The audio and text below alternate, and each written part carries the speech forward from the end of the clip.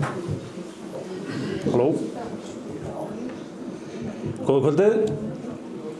Guðbjörn heiti ég og við erum hérna í kvöld að fara að hlusta á Þorvald Árnason, fyrirlestur sem heitir Þjálfun afrekshrossa, og fyrir hönd skeiðfélagsins vil ég bara bjóða Þorvald upp á sviðið.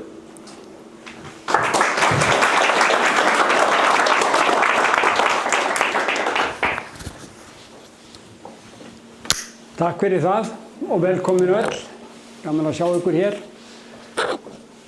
Ég var fyrir nokkrum árum, ég tappa reikningum hvað það voru mörg ár síðan ég var með svipaðan fyrirlestur hér, einmitt á þessum stað, og þá kallaði ég það Þjálfun skeiðhrossa.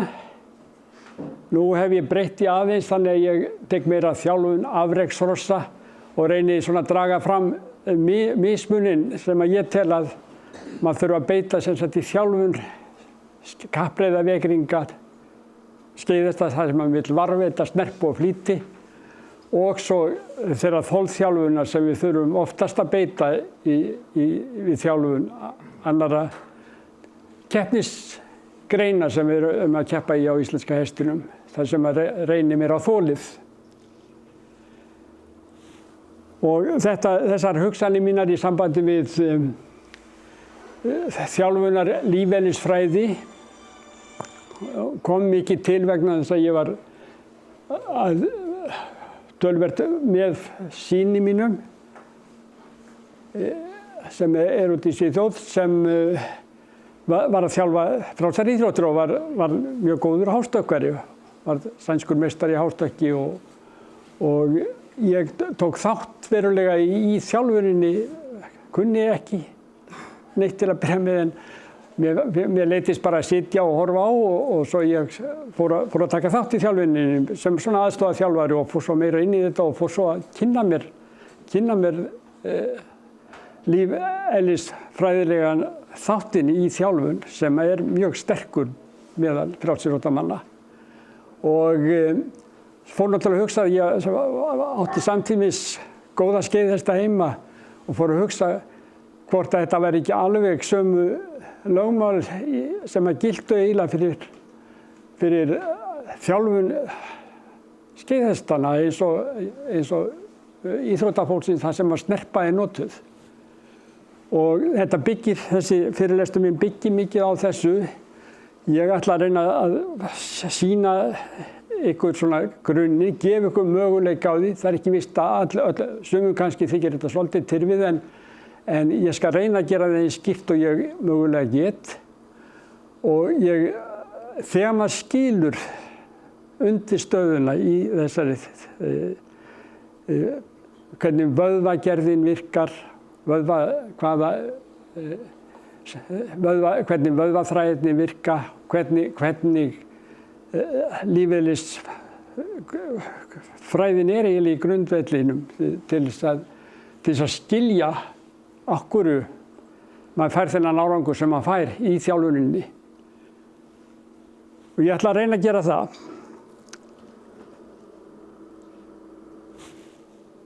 Þetta byrjaði allt þannig 1995 að það var í Svíþjóð Evrópumót, heimsmeistaramót var það þá í frjálsum íþróttum. Ég gæti búist í það að ýmsir ykkar sem að sitja hér sem hafið haft tíma til hafið sitið fyrir framan sjónvarpið síðastliðnar 2 vikur og hort á Ólympíuleikana, og þá kannski ekki síst þegar fram frjálsar íþróttir eru á dagskrá. Og það var þannig með son minn sem var 7 ára gamall. Hann fékk svo mikinn áhuga á því að hreyfa sig þegar hann sá þetta, og þegar til dæmis Jónatan Edward setti sitt heimsmet þarna í þrístökki, stökk 18:25. Og mér hafa alltaf svo hugstætt og oft hugsað eftir það.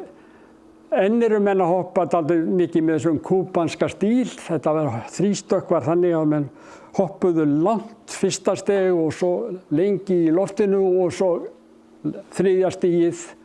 Og þetta er mjög flott að sjá. Svo kom þarna lítill hjólbínóttur Breti, hljóp með ógnarhraða og í gegnum stökkin bara 18 metrar. Þá fór maður að sjá hvaða áhrif hraðinn hefur og hvað mikilvægt að halda hraðanum. Og síðan hef ég óttir að spá til þess í grindahlaupið.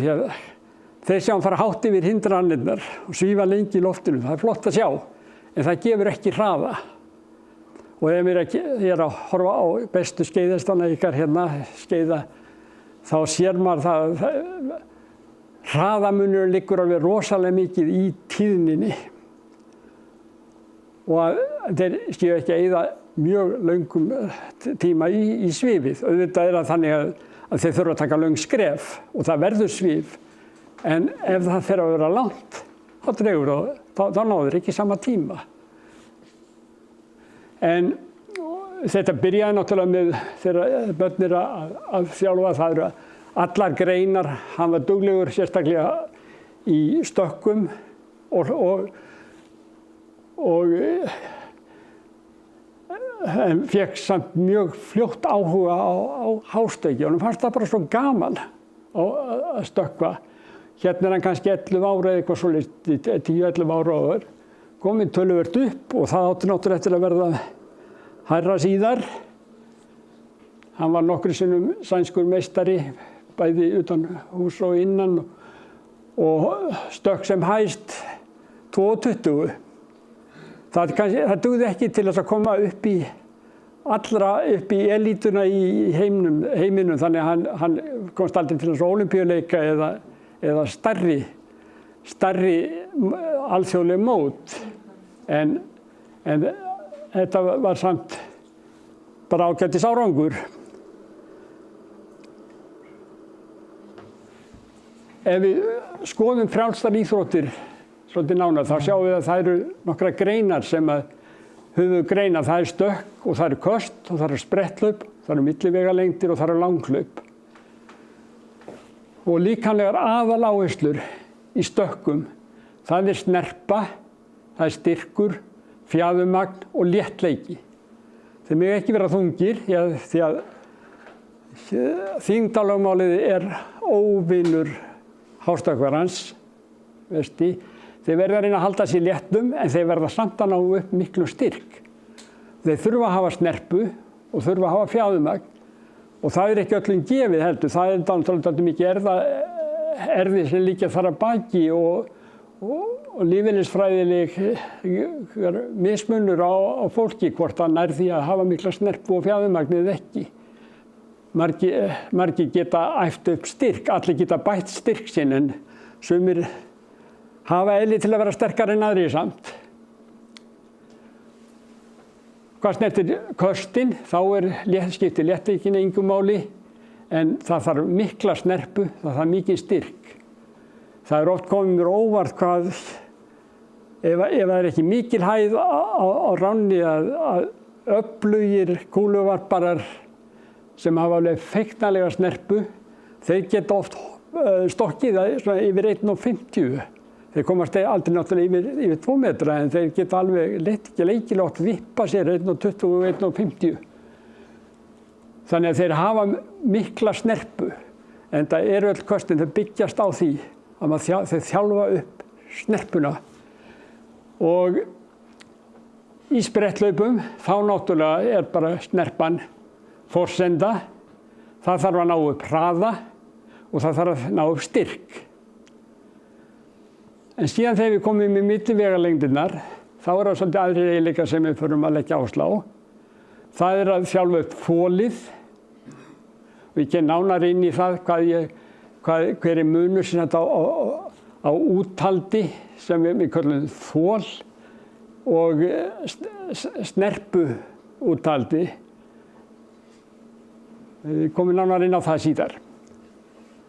Og þeir þurfa að vera fljótir í millivegalengdum. Ef þeir ætla að vera sigurstranglegir þá verða þeir að hafa flýti og snerpu til þess að geta gert nokkuð góðan endasprett.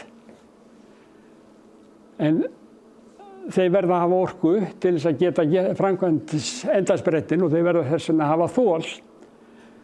Og í langhlaupum þá eru aðaláherslurnar náttúrulega bara þol og léttleiki. Eftir að, já, þegar það er langhlaup að ræða þá náttúrulega er líka mikið, þá skiptir þyngdarlögmálið töluvert miklu máli. Svo að það, enda sjáum við að maraþonhlaupararnir, þeir eru léttir í byggingu og hafa ótrúlegt þol. En við vorum að tala að jafnvel þeir sem að þjálfa stökk, þeir þurfa líka að æfa upp mikið styrk. Hérna eru 2 félagar sem eru enn þann dag í dag miklir vinir. Og báðir eru eiginlega svona mestuliti hættir að stökkva. Komum við sína fjölskyldur og hérna eru þeir í kringum 20 og eru að æfa. Og þeir vilja ekkert safna miklum vöðvum í efri hluta líkamans. Það er til þess að halda niður í og allir óþarfa þyngd. En þeir þurfa að vera alveg geysisterkir í ból og fótum. Og hérna sjáu þið hvað hann er að fara svona, kallast það bara hnébeygja. Og svo hérna er hann, ef við reiknum þetta út, þetta er 25 kílóa lóð hérna. Þetta er svona 100 kíló í því og svo er hann með 20 kíló lóð. Þannig að þetta eru 220 kíló pluss hérna stöngin sem er 40 kíló. Nei, sem er 20 kíló segi ég. Þannig að þetta eru 240 kíló. Og hann fer með þetta niður í og endurtekur nokkrum sinnum. Styrkir náttúrulega geysilega vöðvana hérna, bæði aftan á lærunum og fram í framlærum. Og fætur og bólinn, hann verður að geta haldið sér upp í bólnum. Og þetta í sambandi með þjálfun styrks er náttúrulega mjög mikilvægur þegar við erum að þjálfa afreksross líka í flestum greinum að fá fram styrkin. Og það kom svolítið meira inn á það kannski síðan hvernig við stöndum að því. Oft gerum við á þess að vita að því, en það getur verið gott að vita að því hvaða áhrif hinar og þessar æfingar hafa. Síðan væri í sambandi við þjálfun ungmenna í frjálsum íþróttum að mikilvægasti þátturinn, það er gleðin og leikur. Ekki að vera að setja pressu og líka leyfa þeim að gera meira þetta frjálst og hafa gleði að því. Ef þið töpuðu gleðinni, þá bara hættuðu að æfa. Og þetta, ég fór að hugsa út í að það var að Tamning Krossa minni svo mikið á þjálfun ungmenna. Lykillinn er að ná framförum, það er að halda gleðinni í hrossunum. Þetta verði leikur. Og einmitt, ef við hugsaum okkur íþróttamenn, það er svo æskilegt að þeir haldi gleðinni eins lengi og hægt er. Vissulega þá kemur þegar krakkarnir verða eldri, þá fara þau að geta markvisst hort skipulagt fram í tíman. Þeir geta gert kannski æfingar sem er ekki svo skemmtilegar að þeir vita að það gefur gleði síðar, það gefur árangur síðar. En svo hugsa hvorki hross né börn. Þau lifa í núinu. Það skal vera gleði og leikur og það er nú, ekki einhvern tímann seinna. Þetta er svolítið, maður verður að haga þjálfunin alltaf með það augnamiði að halda hrossunum glöðum. Síðan kemur inn mýkt, styrkur, úthald, hraði, samhæfni, jafnvægi og tækni. Ef við förum á reynámskeið, þá er oftast mest bara þetta sem við erum að læra hérna. Það er að leggja áherslu á, það er tæknin, sem er náttúrulega mjög mikilvæg í hestamennsku. En allt þetta er mikilvægt líka og má ekki gleymast.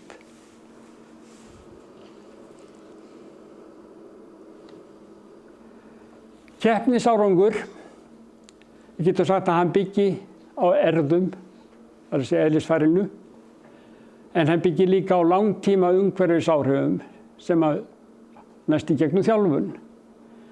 Og síðan eru staðbundin umhverfisáhrif, það eru verið svona tilviljunarkennd umhverfisáhrif sem koma fram í keppni. Og þetta á bæði við knapa og hest. Og það sem er svo sérstakt náttúrulega með hestaíþróttirnar, við sjáum til dæmis það sem að framfyrir á Ólympíuleikunum, að það yfirleitt er alltaf einstaklingur sem er að keppa í frjálsum íþróttum, hann er bara og verður að treysta bara á sjálfan sig og engan annan. En hins vegar nema það sé sko, í einstaklingsíþróttum. En í hestaíþróttunum þá er þetta svo náið samstarf og verður að vera það til þess að náist árangur. Það er ekki nóg að annar sé góður. Þau þurfa bæði hross og knapi þurfa að fór ég í vill sátt. Hvernig var þetta? Hérna ég er að fara í villust hér. Og þá var þetta svona. Þættir sem hafa áhrif á árangur í hestaíþróttum er fyrst það er markviss þjálfunar áætlun. Og það er knapinn sem verður að gera hana, ekki hesturinn. Og öll taktík og svona verður knapinn að vera ábyrgur fyrir. Síðan þurfum við tæknilegt atgervi og það á kannski heldur meira mæli við knapan heldur en hrossið, en náttúrulega mikilvægt fyrir bæði knap og hross að það sé búið að þjálfa upp tæknilegt atgervi og samhæfnina, og það gildir sama, það er bæði knapi og hross sem það á við. Líkamlegt atgervi, þá er það hrossið. Hrossið hefur yfirburði sem, ég get ekki sagt íþróttamaður, en sem íþróttavera yfir okkur mannfólkið. Og það er hrossið sem hefur maður leggur einhver aðaláherslu á í sambandi við þjálfun líkamlegs atgerfis.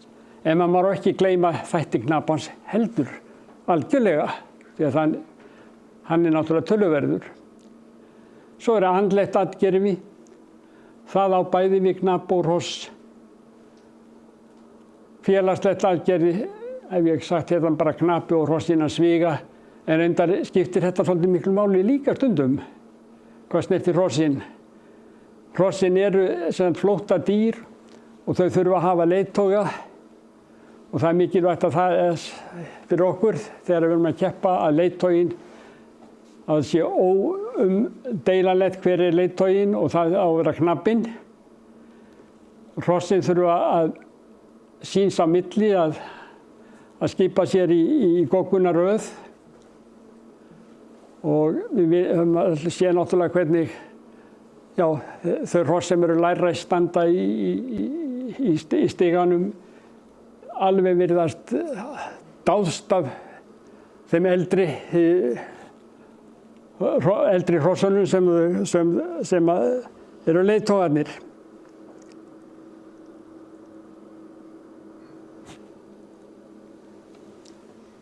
Og íþróttaþjálfun, hvað er þá íþróttaþjálfun? Það eru margar skilgreiningar til á því, en mér finnst þessi bara að vera ágætt. Íþróttaþjálfun er allt atferli sem miðar að því að bæta eða viðhalda atgervi í einhverri íþrótt.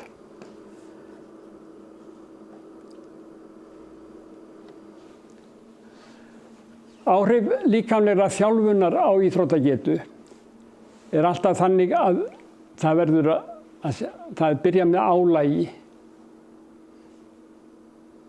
og þegar álaginu léttir þá þarf að vera endurheimt. Þetta er gert oftast endurtekið þar til að og það sem við væntum þess að fá í lokin er árangursbót. Þegar við hugsaum hrossið, að hrossið verði betra og betra hvað snertir íþróttamannin að hann nái betri og betri árangri. Þetta getur verið innan þjálfunartilfellis í sumum atriðum en oftast þetta langtíma áhrif sem maður er út eftir. Og líkamleg þjálfun getur beinst að árangursbót, styrks, úthalds, hraða og tækni. Þjálfun hefur áhrif á vöðva, öndunarkerfi, taugakerfi, blóðrásarkerfi, sýnar, bein og liði. Og það komum við kannski svolítið nánar inn í síðar í þessu erindi. Ég haf ganni sett svona upp tvö möguleg feril, tvö möguleg ferli sem sagt í þjálfun. Hér það þjálfun það sem er löng endurheimt og í þessu tilfelli getum við fengið sem sagt stöðuga árangursbót eftir hvert þjálfunartilfelli. Þetta finnst okkur náttúrulega að vera það besta en maður sér oft í íþróttunum að þetta fer svona. Það verður stíf þjálfun og eiginlega ónæg endurheimt milli þjálfunartilfella og árangursgetan eiginlega fellur. Og þá vil ég bara spyrja ykkur, hvað myndið þið gera þegar þið komin hingað? Eitthvað sem er uppástungu það? Já, fínt. Já, það á einhvern nátt að hvíla. Og þetta er einmitt að maður sé líka að frjálsrættarmenn gera oft. Sérstaklega þegar maður gerir ekki þetta með úlingana. En þegar þeir verða eldri og eru að þjálfa og ætla að fara að keppa í stórum mótum og svona, þá fara þau oft í gegnum svona ferli. Ég meina, Jakob kallaði þetta svona grístreiningin, að sýna þjálfunin og þegar þeir eru búin að fara í gegnum svona tímabil, þá eru árangur þeirra yfirleitt alltaf lakari heldur en var þegar þeir byrjuðu. En þá stoppaði, þá létta þeir á þessu og þá er oft að það getur meira að fara hingað upp. Það er bara ekkert óalgengt. Svo að maður getur haft í þessi sem að þjálfa svona, hann þarf ekki að vera að gera vitleysu. Það getur vel verið. Það getur orðið samt grunnur. Já. Góðum árangri. Einmitt, já, það er það. Það getur verið það og maður þarf að hafa í huga þegar maður þjálfar og setur svona þjálfunaráætlun hvað maður er að leitast eftir. Og helst hafa einhverja kunnáttu það. Nú ætla ég að fara svolítið inn á vöðvana. Því að vöðvarnir eru svo afskaplega mikilvægir sem sagt fyrir árangursgetu hestsins. Það eru þeir sem drífa hrossið áfram. Samdráttur í hreyfivöðvum og það eru hreyfivöðvarnir sem við erum náttúrulega að reyna að hafa áhrif á í þjálfuninni. Þeir stjórnast af sjálfráða taugakerfinu. Ekki eins og hjartað sem er meira og minna óháð sjálfráða taugakerfinu en eins hreyfivöðvarnir til þess í útlimum og í ból. Þeir gera það. Hreyfivöðvinn er það bil 90% vöðvaþræðir og afgangurinn er stoðvefur, það er að segja sýnar og himnur og svo eru taugar og æðakerfi. Þetta gerir 10% af vöðvunum, 90% eru vöðvaþræðir. Og þá skulum við tala svolítið meira þá. Og það eru tveir aðalflokkar vöðvaþráða. Það er einfaldlega gerð 1 og það er gerð 2. Gerð 1 eru þolvöðvaþræðir, gerð 2 eru snerpuvöðvaþræðir. Það er þannig að vöðvi er yfirleitt samsettur úr báðum gerðum. Bæði með þolvöðvaþræði og snerpuvöðvaþræði. Þeir eru bara mismiklir og hlutföllin eru misjöfn milli hrossanna. Oftast vegna þess að þau eru mismunandi að eðlisfari en oft líka vegna þess að þau hafa fengið misjafna þjálfun. Þolvöðvaþræði þeir dragast hægt saman en þeir eru ekkert sterkir en þeir hafa mikið úthald. Þeir nýta vel súrefni, Þeir nota eingöngu loftháða öndun og hafa mikið af loftháðum hvötum og þétt háræðanet og fitu í vöðvum sem geta brennt. Snerpuvöðvaþræðirnir, þeir hafa snöggan samandrátt og deilast í 2 undirflokka. Annars vegar er gerð 2A sem eru þolnir snerpuvöðvaþræðir sem eru bæði sterkir og fljótir og frekar úthaldsgóðir. Þeir nota bæði loftháða og loftfirrða hvata. En svo er hinn gerðin 2B, það eru óþolnir snerpuvöðvar. Þeir dragast mjög fljótt saman og eru afar sterkir, en þreytast fljótt og nýta orku illa. Og það mikilvægast við þá er að þar eru loftfirrðir hvatar í þeirri gerð vöðvaþráða. Og þið getið alveg prófað okkur sjálfum að gera eitthvað með mikilvægt snerpu. Þið getið ekki gert það mjög lengi. Og þetta gildir líka hestana. Þið getið séð að á skeiðu og stökki þá geta hlaupið alveg rosalega snart. Dálítið spotta en þið geta ekki endalaust án þess að taka skaða af.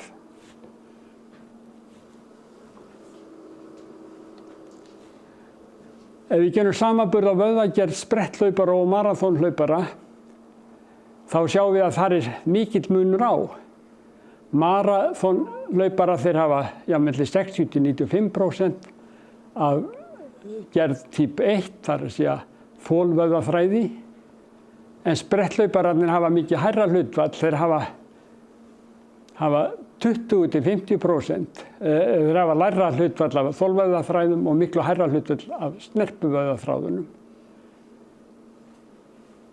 Eðlilega. Og ef við skoðum hvernig þetta er í mismunandi hrossakynjum, þá sjáum við að þarna er líka mikill munur á. Hjá enska veiðihestunum þá eru bara 7% þolvöðvaþræðir.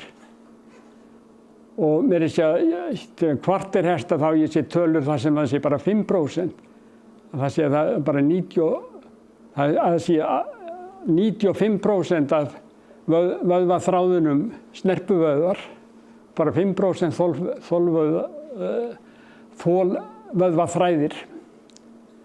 Arabíski hestur, það er svolítið misjafnt hvort þeir eru notaðir í spretthlaupum eða í þolhlaupum og það er sjálfsagt aldrei munur á hérna, eða svolítið breytileiki í þessu. En í þessari samantekt á meðaltali 13%. Og þetta er brokkarinn, standardbeit brokkari, sem er eiginlega dæmigerður milli vegalengdarhlaupari. Hleypur eina mílu minnst og stundum upp í 2,5 kilometer. Þeir þurfa að vera fljótir, en þeir þurfa líka að vera þolnir. Hjallandshesturinn, talan hjá Ingimar er 18%, þungdráttarhest 31% þolvöðvar, fyrir íslenskan hest 22% að meðaltali, hæst 35%. Eiginlega vantar okkur meiri upplýsingar hlutfall vöðvagerðanna fyrir íslenskan hest og við hefum engar eiginlega sem ég veit niðurstöðu sem sýna hlutfall milli vöðvagerða 2 af A og B tegund. Það er náttúrulega mjög gaman og verðugt rannsóknarverkefni sem ég vona að við fáum meiri svör við fljótlega. Það var já, sem ég var alltaf að segja áður en byrjaði að svona snöggar spurningar sem að get svara fljótlega, endilega komið með það. Þú átti talað að stærra fólk sé með þolvöðva. Fylgir þetta líka hestunum? Því nú hestakynna okkar að stækka. Að það sé þá orðið meira eykst þolvöðva gerðin í stærri hestunum eða minnkað? Ég veit það ekki. Ég vil bara segja eins og ég veit það ekki. Það getur vel verið að en þín ágiskun er ekkert verri heldur en mín, segi ég. Ég þori ekki að segja það. Maður veit til dæmis að spretthlauparar sem eru langir eins og Usain Bolt, þeir ná náttúrulega frábærum árangri. Þeir hafa mikla skreflengd, fá yfirburð á þannig hátt. Við vitum líka að þetta er svona með hestana, íslensku hestana, þeir sem eru með langar lappir og eru stórir en jafnframt með mikið af snerpu, þeir náttúrulega ná bestu tímunum. Litlir hestar hafa ekki alveg, ef þeir eru lappastuttir þá hafa þeir ekki alveg sem samkeppnismöguleika þar. En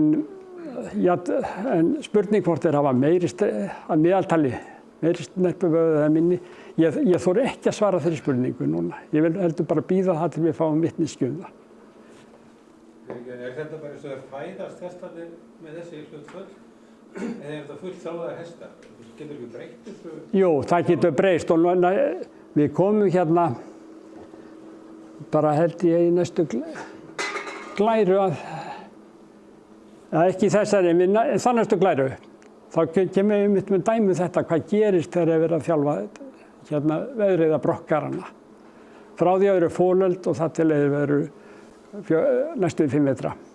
Tölurnar sem varst að sýna okkur, er það allir úr þjálfuðum hestur eða? Ég veit ekki. Nei, ég er ekkert viss um að það sé mjög valið svoleiðis. En það held ég sjálfu sér að þegar skiptingin er bara milli hérna, ég fer í vitlaus átt, þegar maður fer bara yfir í að gerð 1 og gerð 2, þá er ekki geysimikill munur á því hvort það eru fólöld eða þjálfurhross. En ef við förum að skoða snerpuvöðvana, það er þar sem við getum séð mikil áhrif segi ég af þjálfun.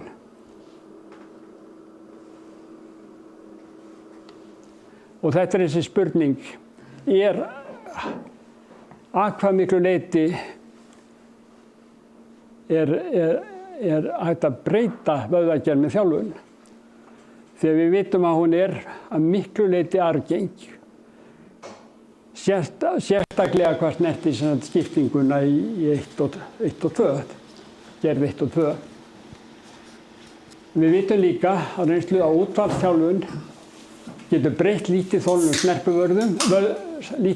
snerpuvöðvum að gerð 2B í þolna snerpuvöðva gerð 2A. Og þetta er mikilvægt í þjálfun. Og svo getur það einhverju leyti breyst. Og þetta er bara í mannfólki. Ég veit ekki sé þetta í hrossum, rannsóknir í hrossum, en í mannfólki er það þannig að það er ekki óalgengt að snerpuvöðvar breytist í þolvöðva með aldri í mannfólki.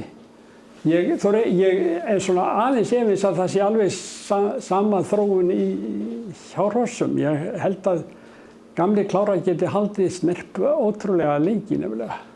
En nú er ég líka farin að giska, en mér finnst það. Það er mjög óljóst hvort að breytingar geta bara orðið í hina áttina að fara að segja þolvöðvar breytist í snerpuvöðva. En við vitum sem það eru dæmi það að snerpuvöðva breytist í þolvöðva. Og ályktunin af þessu er bara að maður verður að gæta varkárni við þolþjálfun, þar sem við loftháð úthald, ef maður vill viðhalda yfirburða skeiðhraða eða miklu skeiðhraði í kappreiðarleikringnum. Það er auðvelt að eyðileggja hann.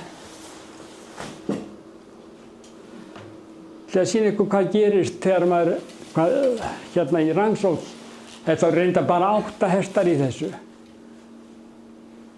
Það er Rónius og það er dýralæknar í Uppsölum sem gerðu þetta og ég fekk að vera með. Ég var svona með í greiningum og útreikningu og kynbótamati og svoleiðis í þessari rannsókn.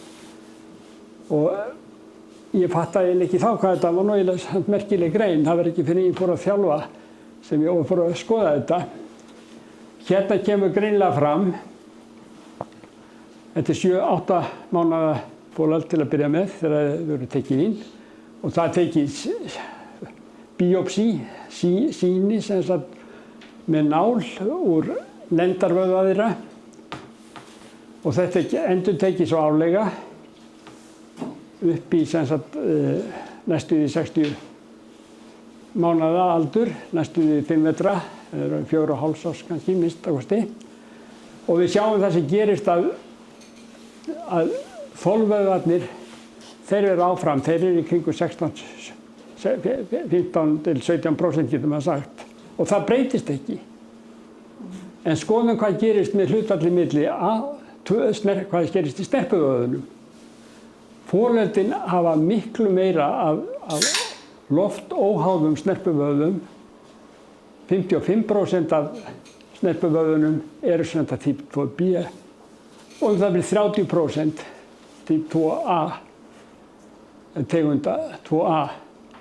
Og síðan séum við að þetta stígur segir hérna, hvað snettir, A, það að segja loftháð lögðafræði, eykst frá 30 og upp í 53% í þessu tilfelli, meðan að fyrir snerpuvöðvana sem eru háðir loft og háðir í öndun, þessa fljótu snerpuvöðva sem eru út af slittir en afar sterkir og fljótir, þar breytist það frá 55% niður í 30%. Sem þessi hlutföll snúast algjörlega við bara í þjálfuninni. Og þetta hérna var mælikvarði á hvatavirkni í vöðvunum. Hvatavirkni sem tengt loftháðri öndun eykst með þjálfun. Hvatavirkni sem tengdist loftóháðri öndun minnkar stöðu. Þetta tengt mæling á mjólkursýru líka, lactic acid.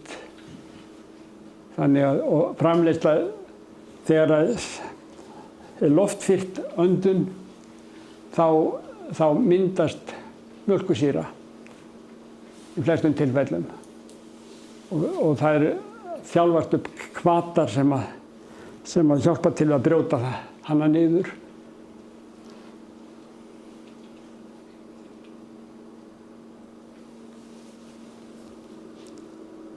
Og hérna í þessu tilviti þegar loftháða öndunin verður mikilvægari, þá minnkar þeirra hlutdeild. Loftháða öndunin, hún vex. Hrossið þarf meira háði að nota súrefni.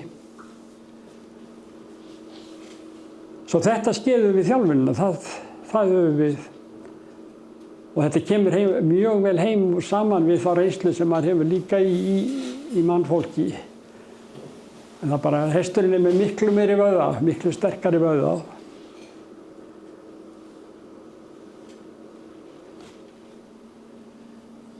Og þá það virkni vöðvana.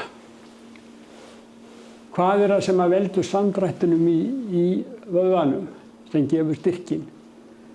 Jú, það einfaldast að bara alveg fara niður í grunninn og segja að það sem forsendan að það sé til adenosín 3-fosfat í vöðvaþráðunum.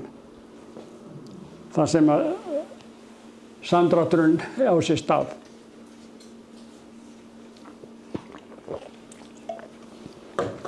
Kröftug vöðvavirkni, til dæmis snarpur skeiðsbrettur, tæmir þennan forða af ATP á nokkrum sekúndum. Og þá þarf að byggjast upp nýtt ATP til þess að hrossið geti haldið áfram sínu átaki.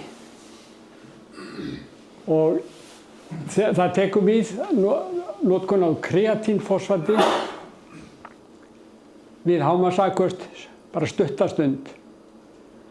Og þegar það dugar ekki til, þá verða loftfyllt orkuefnaskipti í vöðvunum án súrefnis og þá myndast mjólkursýra.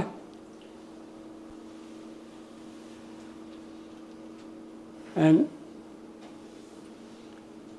við loftháða öndun þegar álagið er ekki eins mikið, þá getur hesturinn eða maðurinn haldið áfram að brenna sykri eða að brenna fitusýru. Og við spurjum einu, við setjum mjög áhugavert. Ég ætla að spá í mjólkursýrur. Já. Hvað heldur þú að hestur sem fyrir þessu 250 skeiði, hvenær fer hann að brenna að fara í mjólkursýru? Já, það er bara svolítið misjafnt. Það er misjafnt bæði eftir hversu vel hann er þjálfaður. En það verður og eins hvað er þétt á milli spretta og það myndast alltaf meira í seinni sprettinum en fyrri. Það hefur ekkert verið rannsakað eða? Þetta hefur ekki verið rannsakað en við vitum að það myndast mikið mjólkursýra eftir kynbótasýningur. Það hefur Guðrún Stefánsdóttir sýnt í rannsókn sinni. Hafið þið skoðað eitthvað á sprettum hvort það ná öndur einhverju svona á styttri sprettbónum eða bara taka hana jafnvel á lítið önduna? Já, það er þannig að þegar hestur stekkur þá tekur hann eina öndun í hverju skrefi en það gildir annað fyrir bæði brokkhesta og skeiðhesta.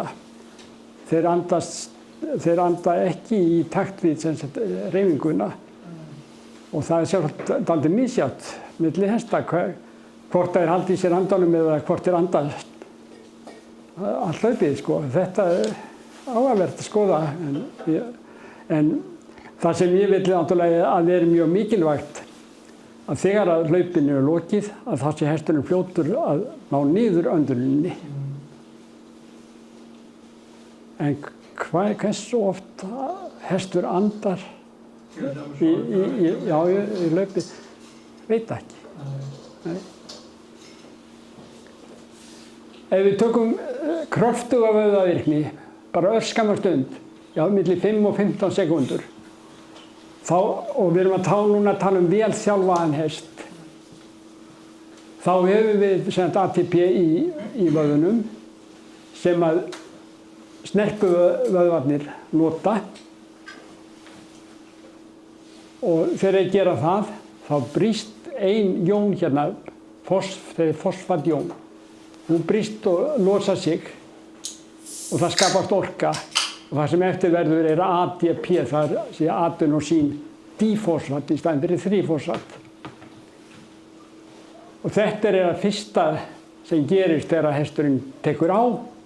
Það er að nota það ATP sem að finnst í vöðunum. En svo er líka þáttur sem að líka að bæta mikið, þessar starfsemi, að bæta mikið með þjálfun. Það er að segja notkun hestsins á kreatínfosfati. Kreatínfosfati er svona vara forðabyrði í vöðvanum. Og þetta kreatínfosfat, þegar þetta myndast hérna, það byrjar svona, myndast ATP. Og ef það er kreatínfosfat til staðar, þá getur þetta ATP fengið fosfatjónina tilbaka. Svo það myndast kreatín sem er búin að sleppa jóninni, fosfatjóninni og ATP. Og síðan er maður komin hingað í hringnum þá. Getur haldið áfram að framleiða meiri orku í hlaupið. Og þetta, ef þetta er hægt að gera þetta sem þetta á stuttum sprettum, að þá verða og hesturinn er vel þjálfaður, þá verða orku efnaskipti í vöðvafrumum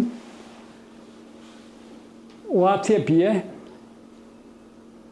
Þessi efnaskipti eru loftfirrð, þau nota ekki súrefni og þeir mynda ekki heldur mjólkursýru. Það er ekki fyrir að maður er komin yfir þennan fasa sem að mjólkursýran fer að myndast. Og svo eftir sprettin, þá er alveg nauðsynlegt að það verði endurheimt, því að þá þarf hesturinn að geta fengið orku úr blóðrásinni og bundið fosfatjónir bæði við kreatínið og fosfatið beint þarf orku til en það myndast altså kreatínfosfat og ATP sem nýtist í næsta hlaup.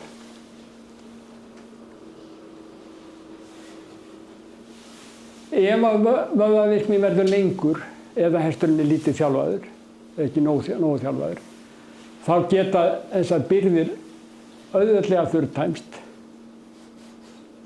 Þannig að nýtt ATP verður að endurbyggjast áður en byrðirnar í vöðvanum tæmast. Og til þess er þörf á orku. Magnús Lárusson, hann spurði hérna, eða vildi að ég segði frá hvaðan kemur orkan þegar vorum hérna síðasta fyrirlestri. Þegar ég hafði hérna síðast fyrirlestur. Og það er einfaldlega náttúrulega svo, ef við hugsaum okkur að hvaðan kemur orkan yfirleitt. Hún kemur frá sólinni. Hún kemur í hrossið í gegnum fóðrið. Þannig að við þurfum á orku í gegnum næringarefnin. Næringarefnin þau mynda úrgangsefni, byggingarefni og orku. Og sem eins og við sáum áðan, orka pluss fosfat og ATP verður ATP.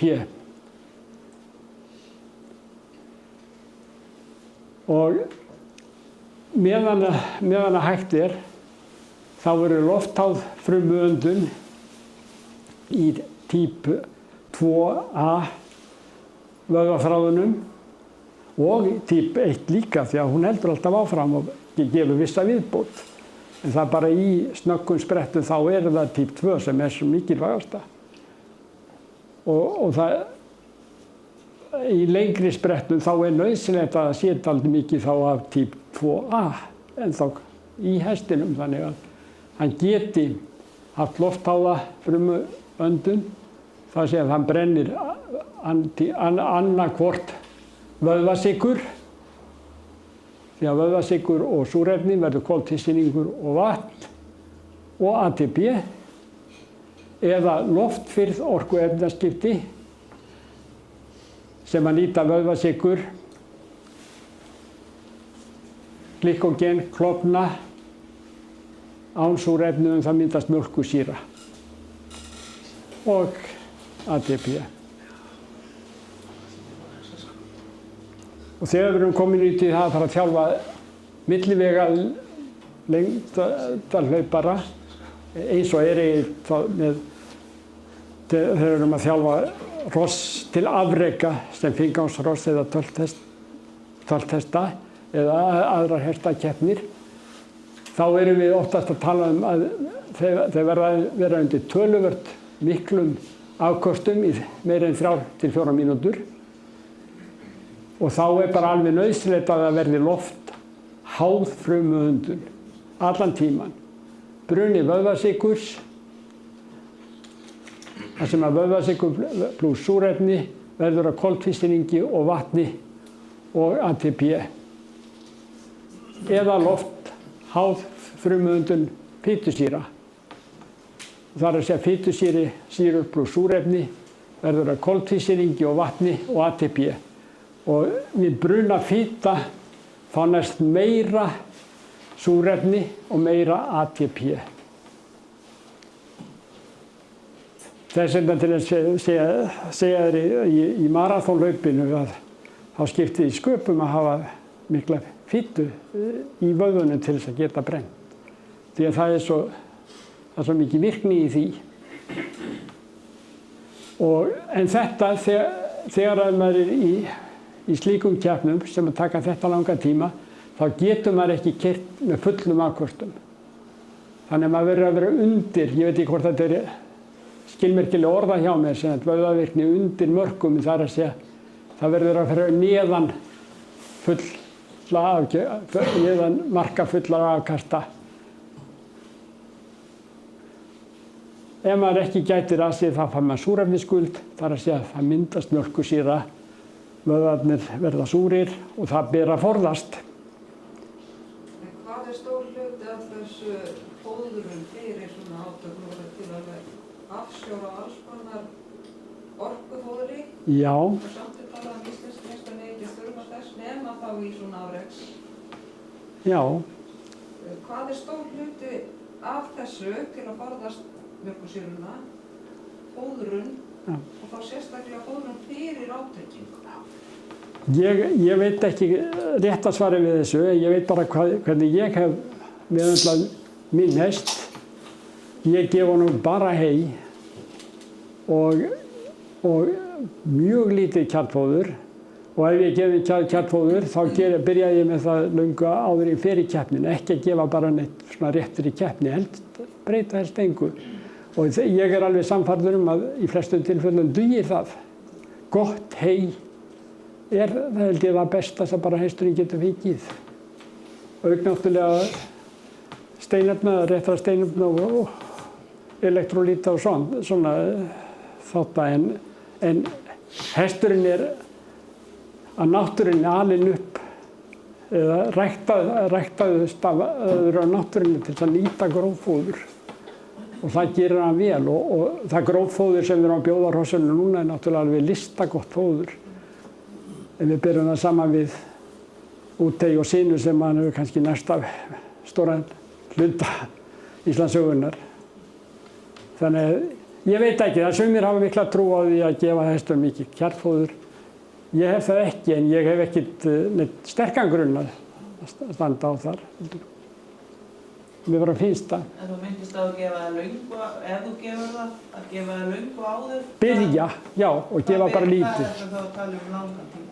Já, við byrja svona, ef maður er hugsað frá keppnistíminn að byrja vori kannski mánuð áður að fara í stærri keppnir. Eitthvað svoleiðis. Nú er ég ekki með neina rannsókn í höndunum varðandi það, heldur bara svona fer svolítið eftir tilfinningunni. Nú þurfum við bráðum að taka hlið, áður við gerum það þá ætla ég aðeins að fara yfir í. Nú erum við búin að afgreiða vöðvana til að byrja með og það sem ég tek síðan eftir hlið verður meira, held ég miklu léttara. Þetta er þyngsti hlutin í fyrirlesturunum, svo þið skulle ekki örvænta ennþá. Það sem við erum búin að fara í gegn í sambandi við vöðvagerðina. En þetta hefur áhrif á hugsanir ykkar og hvernig þið viðmót til þjálfunar og þið reyna að skoða þetta nánar, þá er tilgangnum náð allavega að minni hálfu. Þetta er auðveldari þáttur hérna þegar hvað snertir öndunar og blóðrásarkerfi. Í hvíld þá tekur hesturinn 12-20 andartök á mínútu og hvert andartak inniheldur 3,5-6 lítra af lofti styrka. Við hámarksálag verða andartök ca. 180 í mínútu. Þið sjáu hvaða margfaldast. Og hvert andartak inniheldur mikið meira loft líka, 8-10 lítra lofts. Súrefnissameindirnar þær bindast hemóglóbulíni blóðsins í þéttu hæðanetti lungnablaðranna. Koltvísýringur blandast út öndunarloftinu. Hjarta dælir súrefnisríku blóði til líffæranna. Hjarta slær 25-40 slög á mínútu í hvíld, en hjartaslátturinn fer upp í 200-240 slög á mínútu við hámarksálag.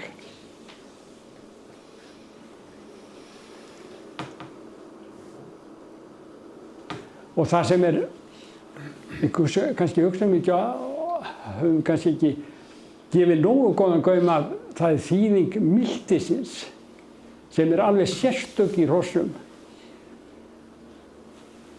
Það má líka við að hrossið það hafi miltið eins og vélhrista kampavínsflösku. Það geymir 65% af rauðu blóðkornunum í hvíldi. Og þegar hrossið fær upplifið merki flótta, eða kapphlaup,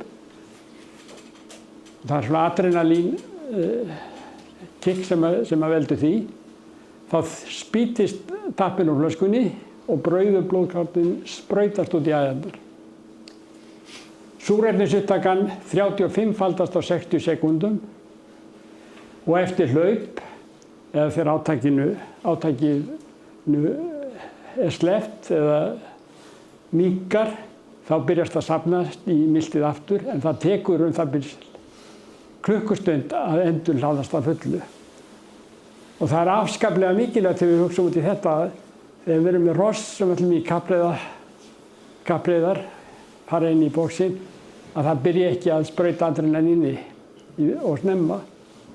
Þá er eiginlega áhrifin, já, það er eins og eins og kampavíni verður eða fara að standa lengi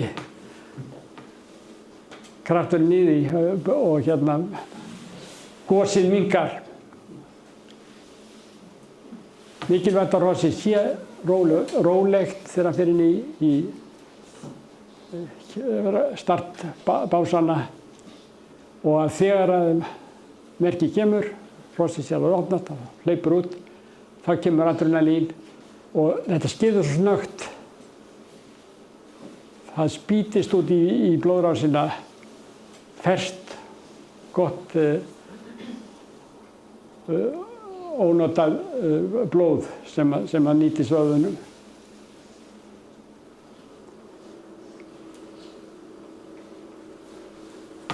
Og þá ætla ég að gera hlé.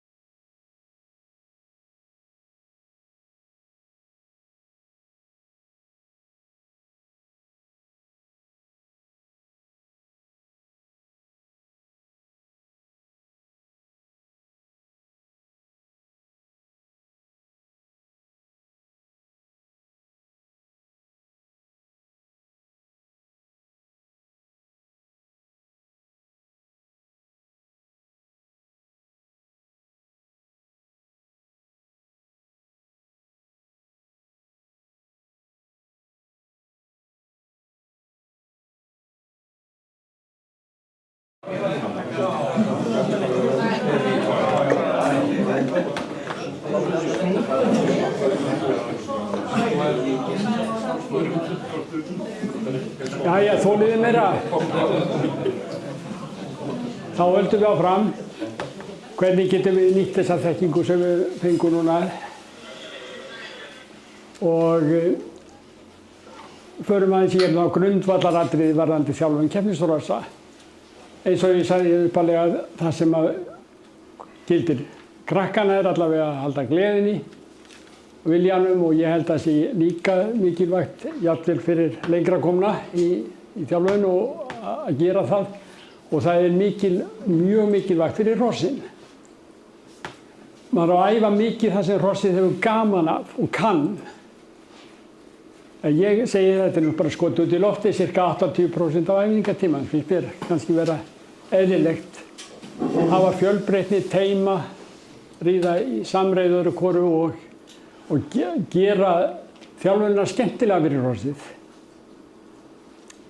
Svo er maður að hugsa sér að maður er að þjálfa fimmina. Þá er þetta náttúrulega að gera fimmuæfingar. Getum við inn í gerði eða utan gerði, hvernig sem er, en að gera fimmuæfingar.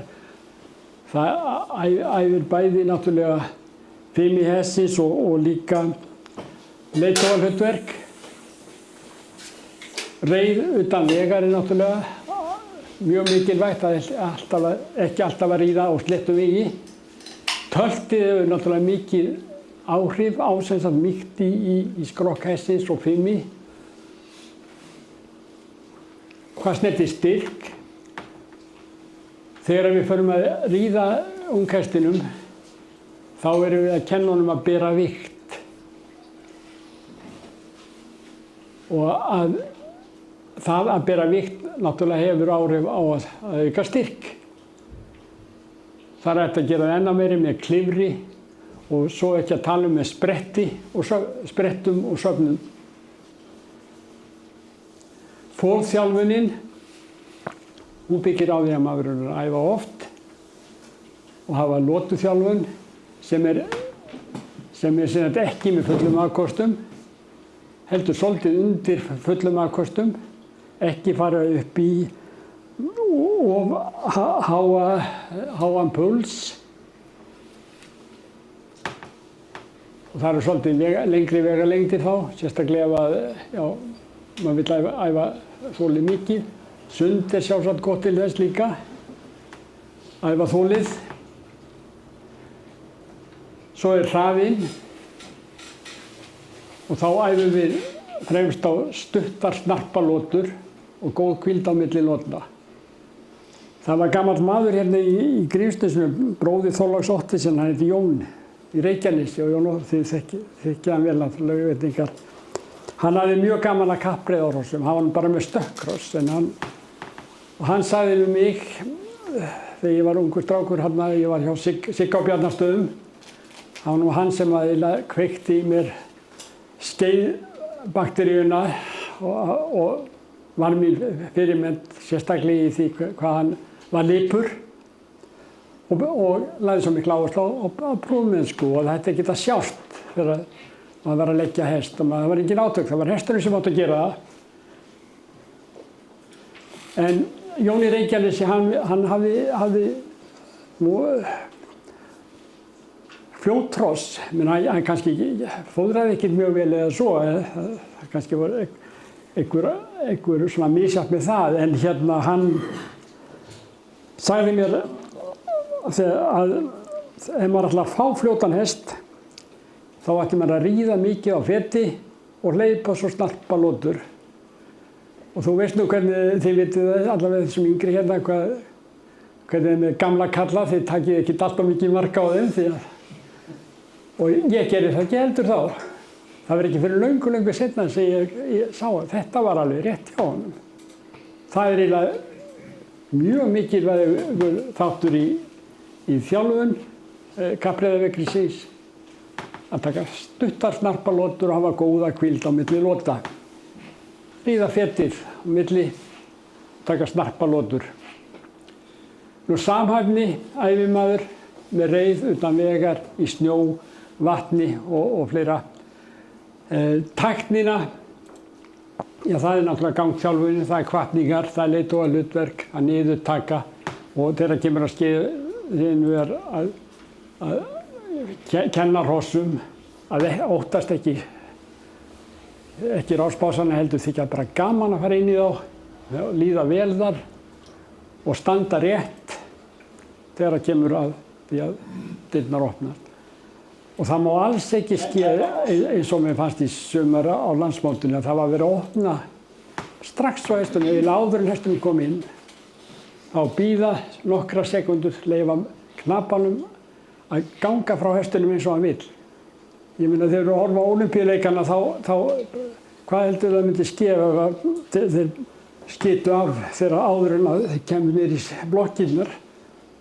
Þeir verða komin í blokkunar og undirbúa sig, bæði andlega og líkamlega fyrir startið. Og þetta þurfum við líka að temja okkur í sambandi við kappriðarnar.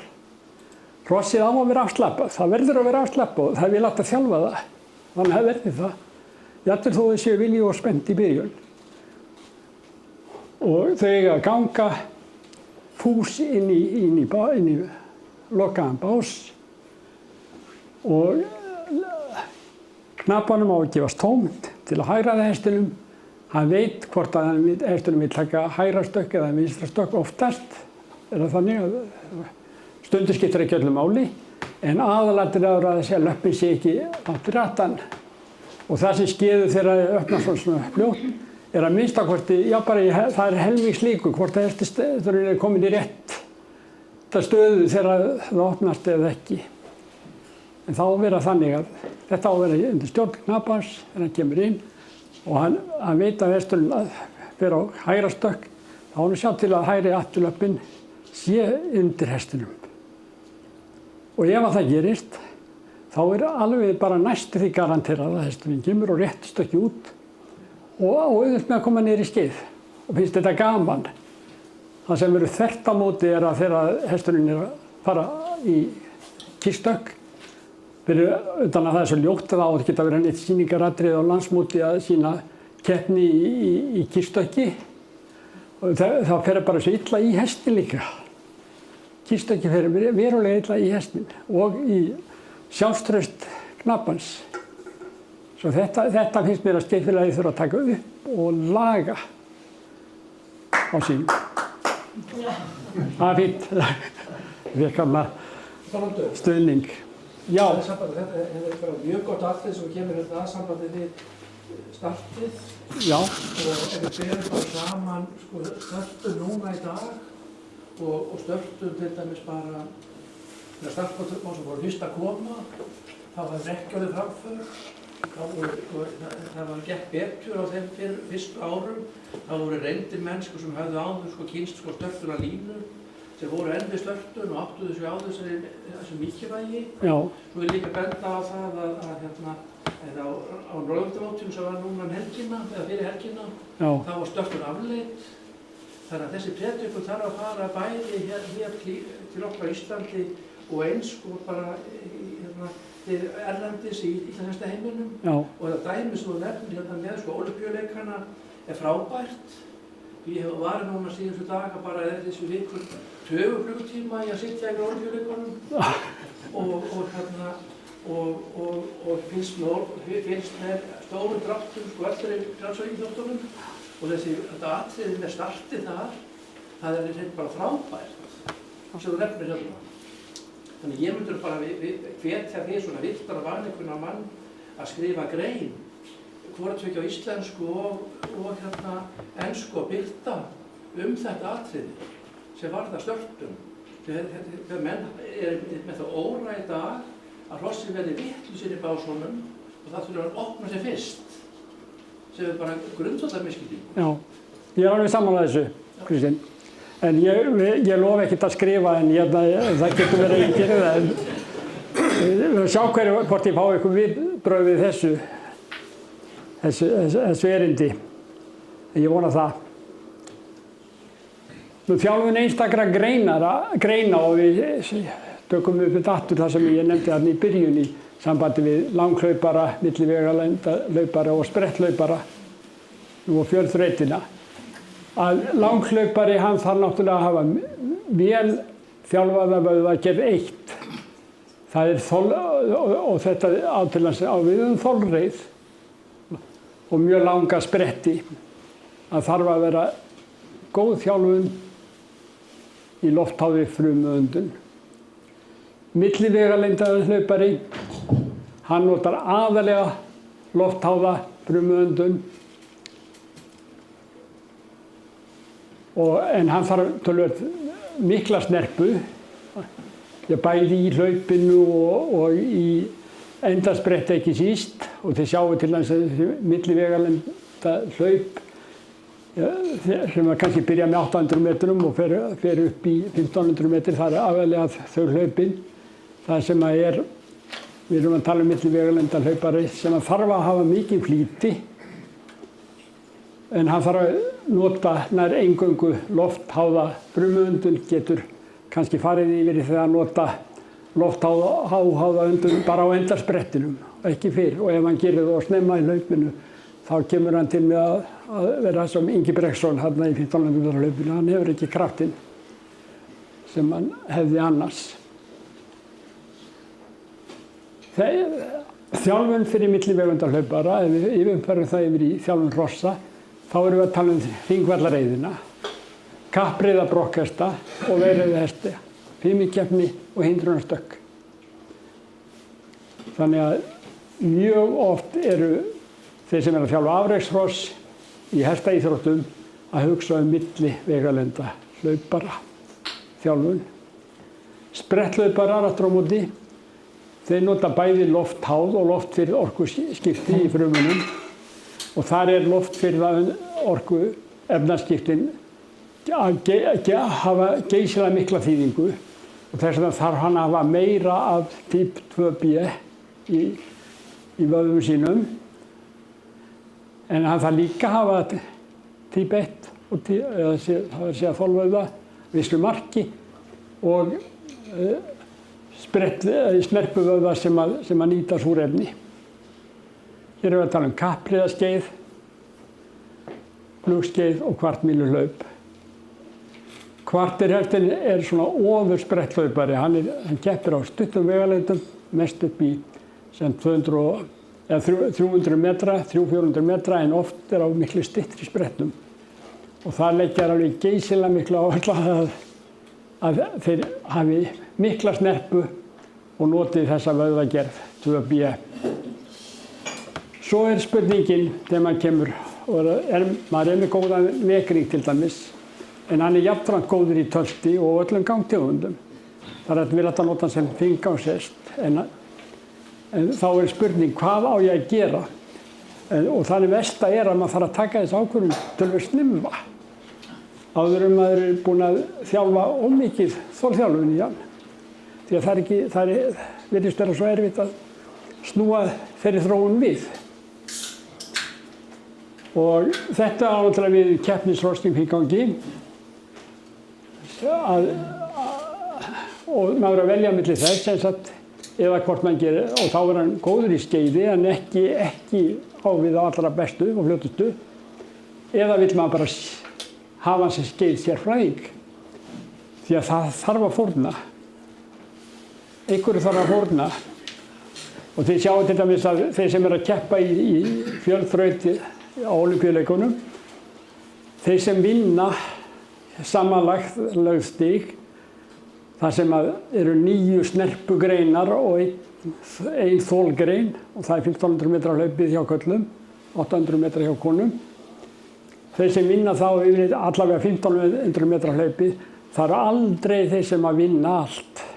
Það það mikil áhersla á snerpuþjálfunina sem að verður að taka, og þeir sem að fara að æfa mikið 1500 metra hlaupið, þeir tapa bara svo miklu mörgum stigum í hinnu. Og það þannig að ég held að það sé bara alveg ómögulegt að þjálfa heims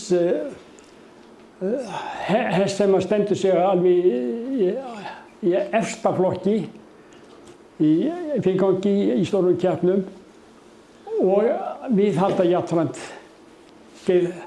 hraðanum í honum sem hann hefði kannski getað náð ef maður hefði þjálfað hann svolítið öðruvísi.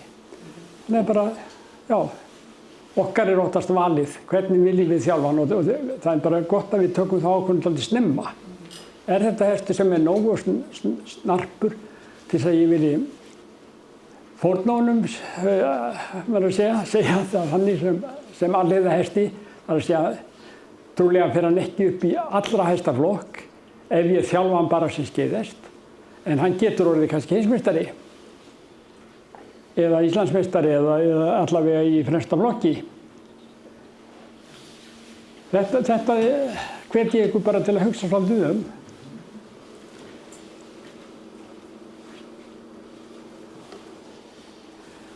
Komum það sína úttalsþjálfun. Og það svona úttalt hæfileiki til vinnu með allmiklu álagi yfir lengri tíma. Og það getur verið álag sem að nota loftháða eða loftfirrð orkuskipti. Og þá deilum við þessu úttaldi yfir í þol sem þá nafnið á loftháðu úttaldi og snerpu úttald. Það að segja loftfirrt úttald, það sá tími sem að vöðvaflokkur heldur hámarksnerpu. Og þetta hvort tveggja hægt að þjálfa. Í flestum keppnisgreinum í hestaíþróttum þol mikilvægt, en kappreiðarhross á styttri vegalengdum sem 10–25 sekúndur, þau þurfa snerpu úttald til verulegs árangurs.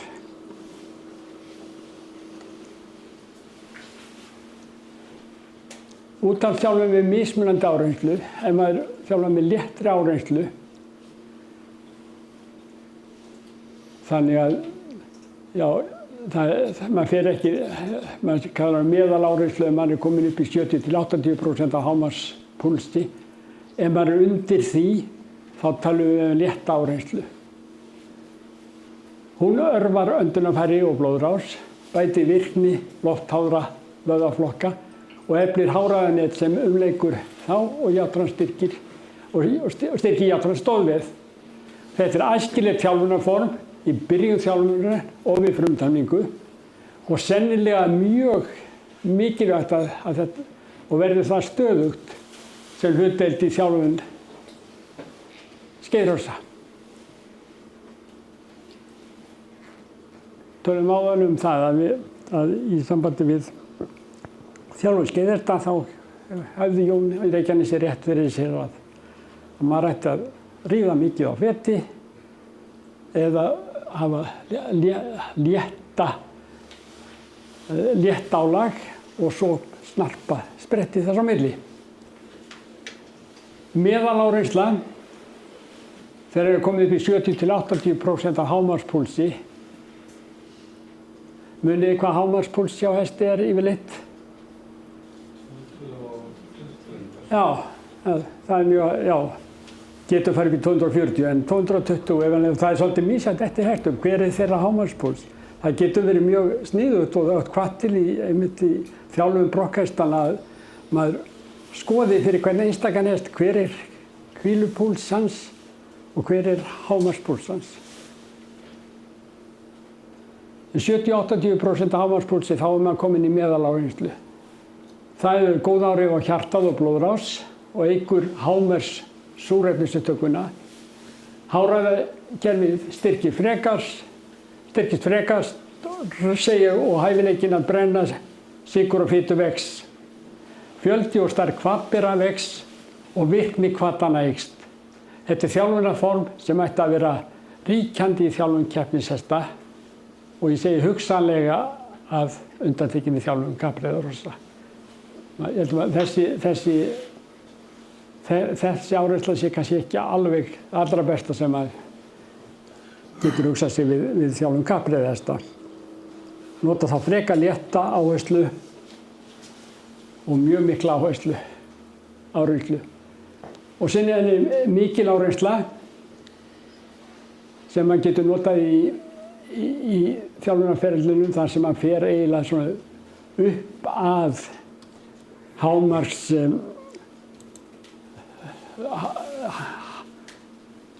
hámarspúlsi fyrir ekki og til þess að maður nota þetta í þjálfunarferlinu til þess að ná formtoppi og maður á ekki að gera þetta meira heldur en kannski 10–20% af þjálfunartímanum. Þetta náttúrulega bætir ennþá frekar súrefnisupptöku og vöðvavirkni, hækkar loftfirrða þröskuldinn en veldur óhjákvæmilega mjólkursýrumyndun í vöðvunum. Aðalmarkið er að auka þol. Þetta er oftast notuð þjálfun. Þetta, hérna erum við komið með þjálfun spretthlauparans. Þá viljum við hafa hámarksáreynslu og þá er markmiðið að bæta snerpúthaldið og hæfileika til að losa orku án bruna súrefnis. Þetta þjálfar líka hæfileikann til að hreinsa mjólkursýru. Vel þjálfaður hestur, hann flýtur burtu þá mjólkursýru sem myndast hraðar en minna þjálfaður hestur. Flutningsgetan eykst í blóðrásinni. Og þetta er svona lotuþjálfun eða keppni með löngum hvíldum á milli lota og langtíma markmið og afar mikilvægt að endurheimta kraftana vel.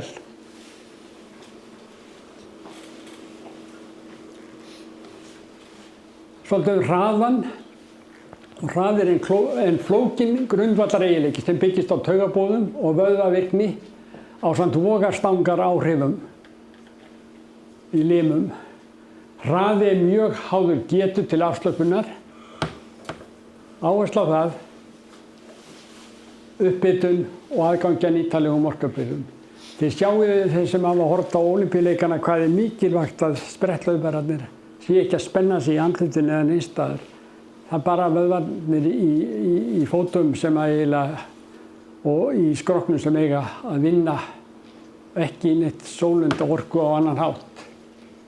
Og það er þetta afskaplega mikilvægt að þið séu afslappaðir og brenna ekki orkunni áður en að verður að hlaupinu og heldur ekki í hlaupinu nema til þess að koma sér áfram. Hraði er vöðvavirkni sem skapar hámarkshröðun og hröðun er metrar í sekundu upp í öðru veldi. Spretthlaupari, það er að segja vekringur, þarf að geta fljótt framkallað hámarkshröðun leið og dyrnar opnast og halda hámarkshraða á láréttum fleti ákveðna vegalengd. Skeiðhraðinn er fall af skreftíðni, spyrnu og skreflengd. Og það er snerting hófa við jörð sem skapar kraft fram á við og sviftíminn í loftinu á snertinga við jörð skapar engan kraft fram á við allavega og á því að vera stuttur. Fjórtaktur upp að vissu marki er líklega jákvæður fyrir skeiðferð. Mér sýnist að því ég er að kíkja á þessi fljótustu hross sem ég þekkja. Þau hafa öll saman mikla tíðni og dálítið mikinn fjórtakt. Þau hross sem hafa mjög fallegt og gott svif, þau eru sjaldan eins fljót.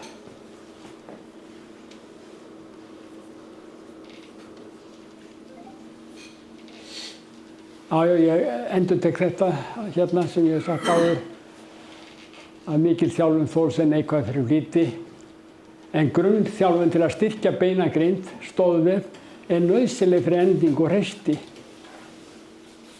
Það verður að þjálfa það líka en það þarf að halda álaginu innan vissra marka en markmiðið er að fá fljótan hest.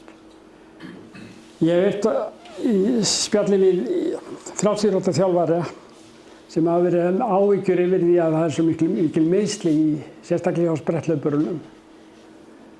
Og til þess að reyna að sporna við því þá hafa þið farið að hvetja til þess að þið gangi mikið. Hvað gerist þegar maður er að ganga? Jú, maður er bara að nota vöðvagerð eitt. Maður er ekkert að eyðileggja flýtinn eða snerpuna. Maður er að nota annað kerfi.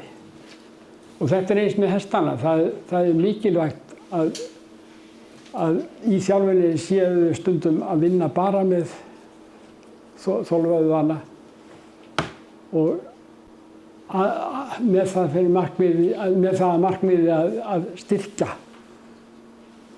stoðvefinn, forðast álagsmeiðsl. En þjálfun flýtis beinist að miklu leyti að því að þjálfa loftfirrða vöðvasnerpu og sorpbeiningu sem ég kalla hérna innan vöðvakerfis. Það er að flytja burt mjólkursýru og svona auka úrgangsefni sem myndast. Þetta er líka bufferáhrif, það er síðan neutralisering af sýrum og síðan mikilvægt að sé virkur brottflutningur úrgangsefna. Og þetta gerir með að blanda þjálfun með léttri áreynslu og hámarksáreynslu, forða stemmingin. Hér er þumalfingurregla sem hefur í frjálsum íþróttunum. Það er að ákveðin fjöldi sekúnda af hámarkshraða þarf alltaf að fylgjast eftir með jafnmörgum mínútum endurheimtur á feti. Til dæmis, já, hvað þetta þá hest. Erlendis í Svíþjóð skeði oft ef það voru fá hross í keppninu og það lá alveg rosalega mikið að drífa af skeiðkeppnina. Þá var það stundum að það voru kannski 2-3 riðlar og svo bara áttu þeir að fara beint upp aftur og fara annars brett. Búin að tæma sig, ekki búin að geta myndað til fullu nýtt ATP og kreatínfosfat. Miltið ekki heldur komið í laga í það ástand að vera búin að safna nógu miklum blóðkornum. Þannig að en núna sér maður það ekki til þess að á skeiðleikum og svona. Mér finnst alltaf að vera vel að því staðið að það sé og það er líka betra núna fyrir svona mörgkross sem að starta. Það er mjög lítið þáttaka og þá kemur þetta. En þá verður bara að hafa, mér finnst að þetta eigi að vera regla. Þetta er bara dýravendunum sjónarmið. Já. Og hver er tíminn? Hver þú segir að vera tíminn? Ef það er öll á hross? Tíminn sko þetta á milli? Já, allavega 15, helst 20 mínútur. Ég myndi segja fyrir 250 metra skeið ætti það að vera 20 mínútur og allavega 15 mínútur kannski fyrir 150 metra. Það getur verið svolítið styttri tími þar. Það er í 250 metra skeiðinu sem að síðustu 100 metrarnir kosta verulega mikla orku.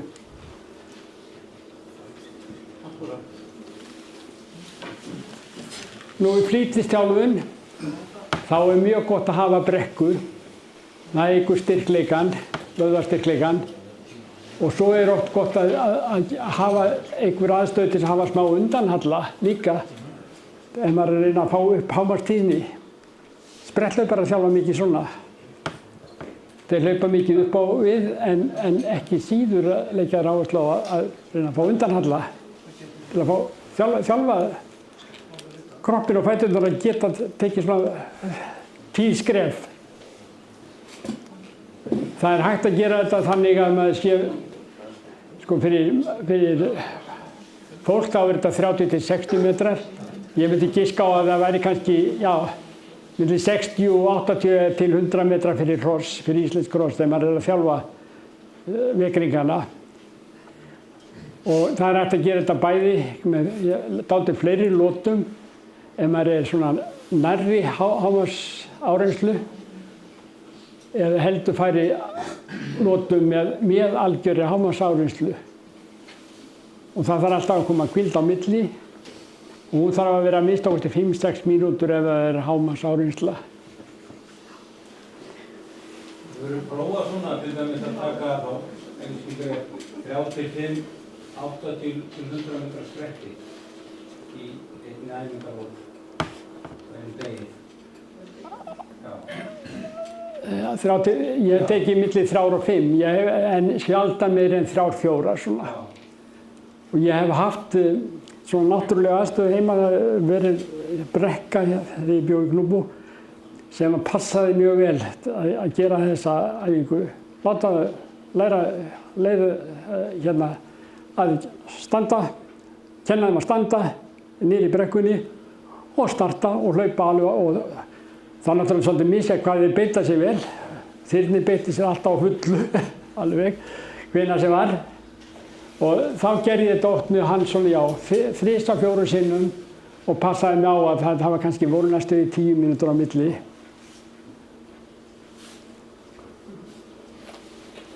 En gerur greinamun á hvort þú ert að nota þetta á skeiði eða stökki? Þetta er á stökki, fyrirgefðu, ég átti að segja það. Ég gerir þetta ekki á skeiði. Okay. Nei, fyrirgefðu, það er mikilvægt. Svona í brekkuþjálfun upp á við, þá er ég að þjálfa á stökki, já. Og það er náttúrulega svolítið léttara fyrir hrossið. Öndunin verður líka mjög eðlileg, það er ein öndun í hverju skrefi. En í undanhallanum, þú varst að tala það líka, Já. þú varst að tala skeiðhross. Þá er ég að tala skeiðhross, einmitt, já. Til þess að þjálfa tínina. Já. Nei, þetta vantar eiginlega betri upplýsingu þetta í glæruna, ég sé það.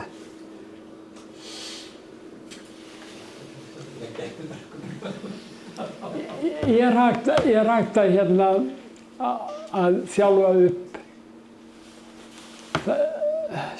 myndun kreatínfosfatsins. Það er náttúrulega mikið, eins og við vorum að tala um, það er náttúrulega mjög mikilvægt að kreatínfosfats sé nægjanlegt í fóðrinu. Ég hef á tilfinningunni að sé það oftast nær ef maður er að gefa gott fóður, að það sé mikið kreatín í jurtunum.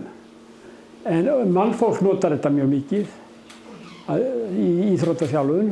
Þú varst að segja þetta og mjög greina góðan átt um mig. Og það getur vel verið að það sé ástæði til að gefa hestum kreatínfosfati. Ég er ekki viss um það. Ég meina, hross eru svolítið öðruvísi en manneskjur á mörgu leyti. Þau hafa yfirburður yfir okkur sem íþróttavera. Og ég held að þau hafi nógu kreatín yfirleitt úr grasinu. En þetta er svona eitt af því sem að vera svo gaman að rannsaka og fá betri svörum. Ekki bara hvað maður heldur maður. Fá vitneskju. En markmiðið með þessari þjálfun til endurheimtar er að tæma ATP. Og þetta eru oftast lotur sem eru með lægra álagi heldur en fullri áreynslu. Það er kannski svona 70-80% áreynslu. Og markmiðið er að tæma ATP og ganga á kreatínfosfatbyrðirnar en ekki tæma þar, ekki mynda mjólkursýru. Og hvar finnur maður þarna mörkin? Það er að byrja ekkert alltaf svo auðvelt og maður er svolítið að giska á það. Ef að hrossið fer að vera vel mikið mótt og endurheimtar ekki öndunina fljótt, þá er maður trúlega að ganga langt. En ef að það gerir það, nýjar öndunina eftir sprettin bara mjög fljótt, þá eru við mjög líklegt að okkur hefur heppnast þetta. Og í mannfólki er þetta, telja menn sem geta æft þetta alveg verulega mikið og ég er alveg viss um að það er ekki síður í hrossum. Æfa þau að nota og byggja upp orkubirgðir og mynda ekki mjólkursýru. Þeir kalla þetta í frásættafólki þetta fosfatlaup. Þessar þjálfun endurheimtar, þessara birgða. Og þetta gerir maður kannski 100 til 150 metra lótum, því þetta er ekki full áreynsla og feta milli lóta. Það er viss hægt alltaf að hrossið æsist of og þess vegna kannski ekki alltaf sama formúla sem gildi fyrir alla hesta. Annað valkostur er reiðtúr í náttúrunni bara, þar sem maður blandar saman frískri reið á hröðu brokki, skeiði eða stökki með köflum og fyrrgangi. Maður getur litið á það sem vissa tegund af kreatínþjálfun. Virkar ekki mjólkursýran alveg eins og hross eins og mannfólk að það er hlaupa á hestbörum? Jú. Er það ekki þá best að maður sér náttúrulega hestur hvernig það virkar eftir að koma. Hvort hann fær harðsperrur ekki? Já. En það er svo sterkt tengsl, hún er sýnt á Guðrúnu í rannsókn sinni milli þess hversu hross, hún tók sem að hross held ég, það var annarkvort korter eða 20 mínútur sent eftir sýningu og ef það var ekki búið að ná niður önduninni þá var alveg undantekningarlaust mikil mjólkursýra sem hafði myndast. Og öndunin er svona mælikvarði sem að reiðmaðurinn getur skynjað svo bara jafnvel á þess að fara baki. Ef hann ætlar að fara að mæla púlsinn þá þarf hann að fara baki nema að vera með púlsmæli sem er náttúrulega mjög gott. Ég er bara ekki tamið með svona tækni en ábyggilega mjög gott. Og þeir sem þjálfa brokkhesta nota það töluvert mikið.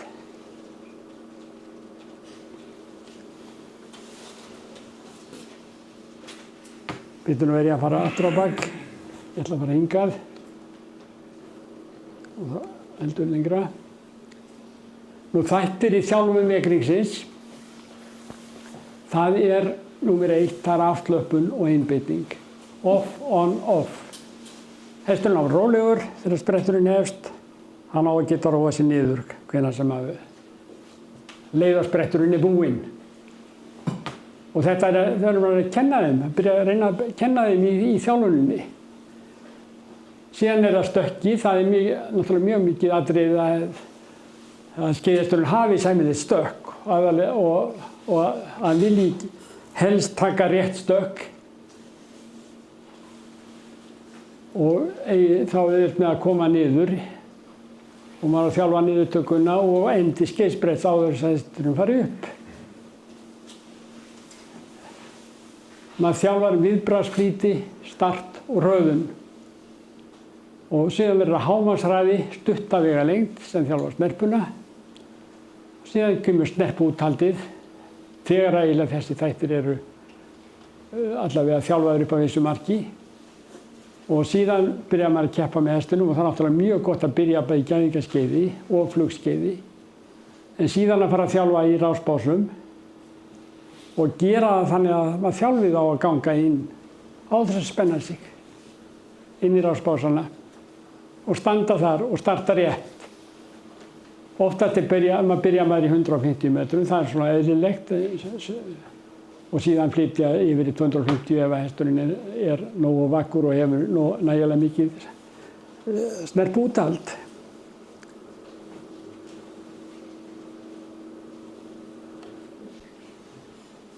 Þegar maður er í keppnum, til dæmis þetta nú á heimsmeistaramóti, þá er afskaplega mikilvægt að hesturinn slappi af milli laupana og sofi vel á nóttinu og sé rólegur.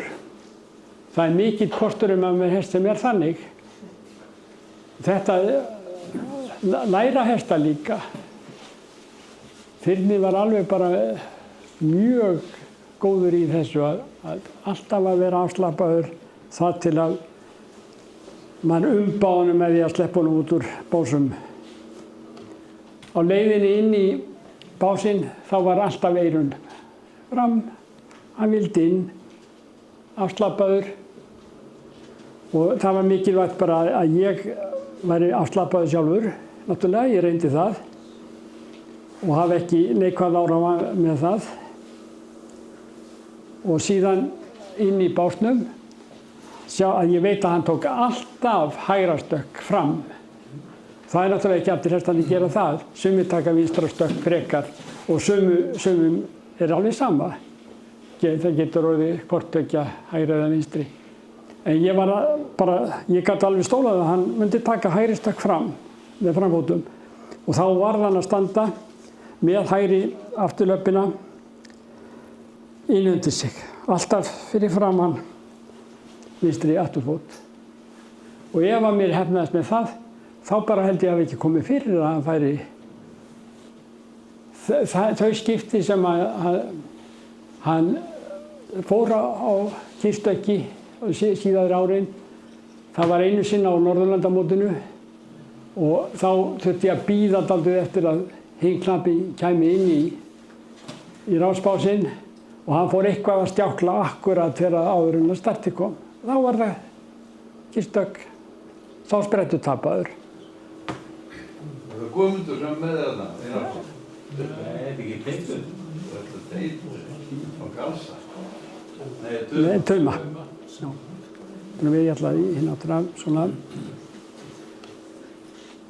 með uppskipting þjálfunartíma eða keppni. Þetta er náttúrulega að byrja með upphitun. Alveg nauðsynlegt. Maður fer ekkert með hest í hlaup fyrir að maður er búinn að hita hann upp. Eða inn á hringvöll heldur. Síðan er það árannsku slík þjálfun eða keppni og síðan er það hvíldarkaflar við endurheimt á eftir. Svo þegar keppnin er lokið eða á milli spretta þá þarf hesturinn að fara niður á fet. Það er að kæla sig og fara niður á fet. Það er svona aðeins skipta skoðanir hvort að maður eigi, sem að ef maður heldur að hesturinn hafi myndað mjólkursýru en að ná henni út og þá kannski getur maður að láta hestinn skokka í staðinn fyrir að fara fet. En ég einhvern veginn sjálfur er innstiltur á það að maður á ekki að gera það því að jafnvel þó að það hreinsi kannski mjólkursýruna fyrr þá safnar hann betur orku ef hann fer að bara á feti heldur en hann fer að fara að hlaupa. Og hann hefur ábyggilega líka meiri möguleika að safna forða í miltað á meðan. Já, að segja milta en ekki milti, íslensku kennari við núna daginn. Nei, ekki daginn, rétt áðan. En svo er kæla niður á mínum dómi á feti. Eða teima hestinn, sko. Ef maður er ekki að ríða á honum, það er best þegar maður er búinn að til þess að skeiðspretta milli fara baki, létta þungan af hestinum, en teima hann. Síðan eftir hlaup og alls ekki að milli hlaupa og ekki fyrir hlaup, þá að teygja. Strekkja vel á þeim, bæði fram og aftur. Og íþróttamenn segja að spretthlaupararnir til þess og stökkvararnir, þeir vilja helst ekki teygja áður en að þeir eru búin að taka á. En eftir á. Ég held að það liggi svolítið í því. Þetta er eitthvað í sambandi við hvernig vöðvaþræðirnir liggja sem sagt og hvernig jónirnar virka þegar maður draga saman vöðvaþræðina. Ef maður dregur of mikið sundur, þá er þeir ekki eins góðu, ekki eins undir það búnir að taka á að fullri stelpu. Stressar normalt? Já. Ekki alltaf eftir alla þjálfun, en ef hesturinn ef ég er búinn að ríða þannig að hesturinn hefur tekið á, geri ég það og alltaf í keppnum og ekki síst á svona stórmótum stressa á eftir. Ég held að það sé líka liður í að auka endingu hesta. Síðan er mikilvægt þetta sem maður ætti ekki að gleyma, það er að hafa uppbyggilegt mat á sprettinum. Eða keppninni, almennt. Hvað gekk vel? Því oftast er það þannig að eitthvað gengur mjög vel og maður á að taka það til sín, fá jákvæða orku út úr því. En ekki síður verður maður að hugsa hvað má betur gera. Þá reyni ég að gera það næst.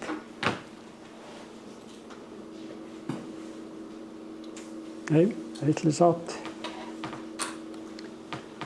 Nú við höfum þekkingu á líkanlegu álagi á íslenskum hrossum frá doktorsritgerðina Guðrúnu Stefánsdóttur og hún sýnir að þar að bæði loftháð og loftfirrð orkuefnaskipti eru mjög mikilvæg í reitdómi og kynbótasýningum. Og loftfirrð orkuefnaskipti séu forsenda skiprítis. Þetta styrkir dálítið þess að ég hef verið að segja ykkur. Þungi knapa hefur náttúrulega áhrif á líkamlegt álag, maður veit það og er náttúrulega mjög eðlilegt. Þyngdarlögmálið virkar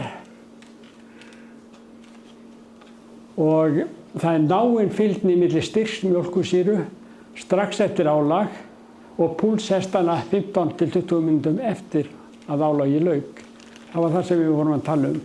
Þetta er kannski svona léttasti mælikvarðin að hafa fyrir leikmann og maður er ekki með púlsmæli.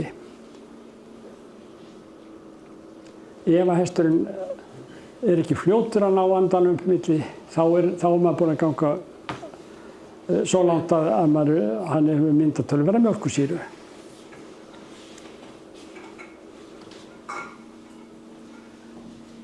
Lítið, nei, hvað er ég að fara? Litlu sátt aftur. Hver er reynsla ferðalögum á skeiðferð? Ég hef svolítið verið að hugsa, ég hafði einhvern veginn sjálfur tilfinningu að það væri ekkert mjög gott að vera með hross í ferðalögum sem ætti að fara að ná árangri á skeiðbrautinni, en ég hef svolítið skipt skoðun á því.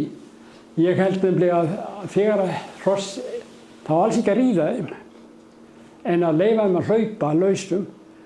Hestur sem hleypur laus, hann er svo mikil íþróttavera, hann er ekkert að nota kerfi 2. Hann fer þetta bara á kerfi 1. Mjög gott fyrir hann á allan hátt að skokka. Og hann gerir það. Þið veitir líka þegar þeir eru að ríða með 2 riðara, hann er orðinn þreyttur og þá skiptur hest. Og hann teymir hann í stæðin fyrir að ríða á honum, léttir álaginn á honum og það nægir til þess að hann endurheimtir sig.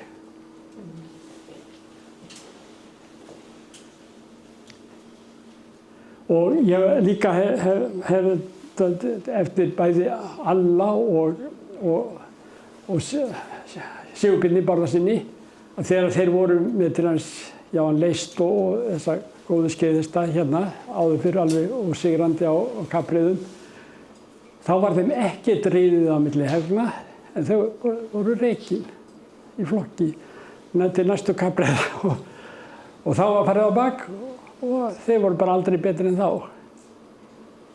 En þá var náttúrulega bara þjálfað á undir, grunnþjálfað undir yfir allan veturinn. Hver er reynsla af sundþjálfun? Ég hef ekki reynsla af sundþjálfun, en það eru margir sem hafa trú á henni. Hver er reynsla af notkun púlsmælis? Það er sama, ég hef ekki reynsla af því sjálfur, því miður, en það hafi kannski þið, sum ykkar. Nú, fóðrun skeiðhestsins vekur svo mikið spurningar, við erum aðeins búin að fara inn á það. Það er spurning sem ég get ekki svarað. Síðan er það með straumlínu ásettuna. Ég náttúrulega veit að hún gefur meiri hraða þegar eins og hún kokk. Hún situr, það er loftmótstandi ef maður minnkar það, þá veikur það hraða. Spurningin er, vil ég það? Ég lærði það sig að Bjarnastöðum að maður hætti að sitja og sitja prúmanlega á hestinum og láta hestin vinna og íslenskan hátt. En maður myndi kannski vinna á því og það er hestvænt líka. En það krefur töluvert mikla íþróttamennsku að standa á hestinum og halda góðu jafnvægi. Því að jafnvægið er svo mikilvægt fyrir knappan og hestin. Þá er þetta aðsambandið hérna atriði. Já. Það minnst að Charles Cook. Þá verður að hafa kannski huga hennar uppröðuna. Hún náttúrulega er eilendingur. Já, já. Og þetta er fyrirmynd, sko. Já. En ég þekki þessu konu og hef selt henni meiri og hún kom ekki sérstaklega til lands að skoða meirina og ég undrandist mjög þess ásettu. En hún virkar við henni, ég myndi treysta fá henni til að sitja svona. Nei, það er alveg rétt. Og en þessi manneskjan alveg ótrúlega vel ílt og búinn. Já. En svo náttúrulega sjáum við ásettu okkar fræknasta knappa í dag sem er Konráð Valur. Hann náttúrulega er sko, það sást þegar að fór sem allar hlættur á hans mótinu og þá hallaði hann sér töluvert fram. Já, já. Það er náttúrulega... Það bæði minnkar loftmótstöðuna og þar að auki þá flyttur hann svolítið þyngdarpunktinn fram yfir þannig að hesturinn er að skeiða undir þyngdarpunktinn. Settum við íslenskum hætti með fætur. Já. Þú hefur búin að fara sést montilhaupinn þarna í úti. Já. Það verður með þess ásettun og Já, og það er alveg greinilega árangursríkt ef maður er að hugsa að bæta tíma. Og ég er bara alveg gaman til að breyta þessu en ég ímynda mér að við komum til að sjá meira og meira af ungum knöfum sem að þjálfa sig og að sitja hestinn í þessar ásettu. Nú síðan finnst mér að ég að vera ríkja eins og alveg helst eins og milli stangarstöks keppandana á Ólympíuleikunum, vinskapur og drengskapur milli keppanda í skeiðkeppni og það á bæði að vera gagnvart keppinautunum og gagnvart hestinum. Kannski það skýrari reglur. Mér reiðir dótt til þess að hvað sumir eru andskoti frekir að fara fyrir strax eftir startið. Það já, í sumum íþróttum þetta leyfilegt, í kappakstri og bílum og svona, að reyna að hindra andstæðinginn að ná fullum afköstum. Og þetta sé maður sérstaklega fyrst við svona á heimsmeistaramótum þegar það eru komin þessi mikla keppni milli landa að það svolítið gert að þessu að fara strax fyrir andstæðinginn og trufla hann. Heldur það sé raunmögulegt? Við þekkjum þetta ekki hér. Nei, ég hef nú séð það en það er ekki eins algengt, nei. Oftast er það þannig að það er ekki viljandi gert. Nei. Ég held Þorvaldur að þetta sé ekki ásættislegt, sko, fólki hér á landinu í erlendis. Það er bara að hafa sagt með reyndi skeiðknappar að til dæmis tökum dæmi Þórðarlútu að hún leitaði alltaf til vinstri. Já. Ekki það að Þórður bæðar að fara til vinstri, Kristján þetta fyrir að hægri og væri jafnlega hóstaði líkt, en hún fór til vinstri og þá náttúrulega var hann bara komið þannig að fyrir hún væri á vinstri braut. En það hefur verið eitthvað í skrokknum á henni sennilega sem er gert hann að stífa. Eða þá að Þórður hefur ekki verið nógu duglegur að þjálfa hana í næmni fyrir leikjunum. Já, þetta var svo hún sér þetta var og ég það var hann aðalega. Já, það er skýringin. Nei, það er gamli sleft. Þá er alveg það verður alltaf þannig að það er viss hætta á að þetta gerist en viljandi á þetta ekki að gerast en ég hef séð að það hefur gerst. Sambandið við hefur skýrari reglur, ég held bara að það sé svo hættulegt að setja allt mikla reglur. Við sáum það til þess að núna menn að rífa stöðvar til Norðurlandamótið hvort að ákveðin sigurvegari hafi legið eða ekki og það er náttúrulega þannig að við bætum við sko, þessu atriði svona agareglum þá getum við komið til reglur og bara reglur forað.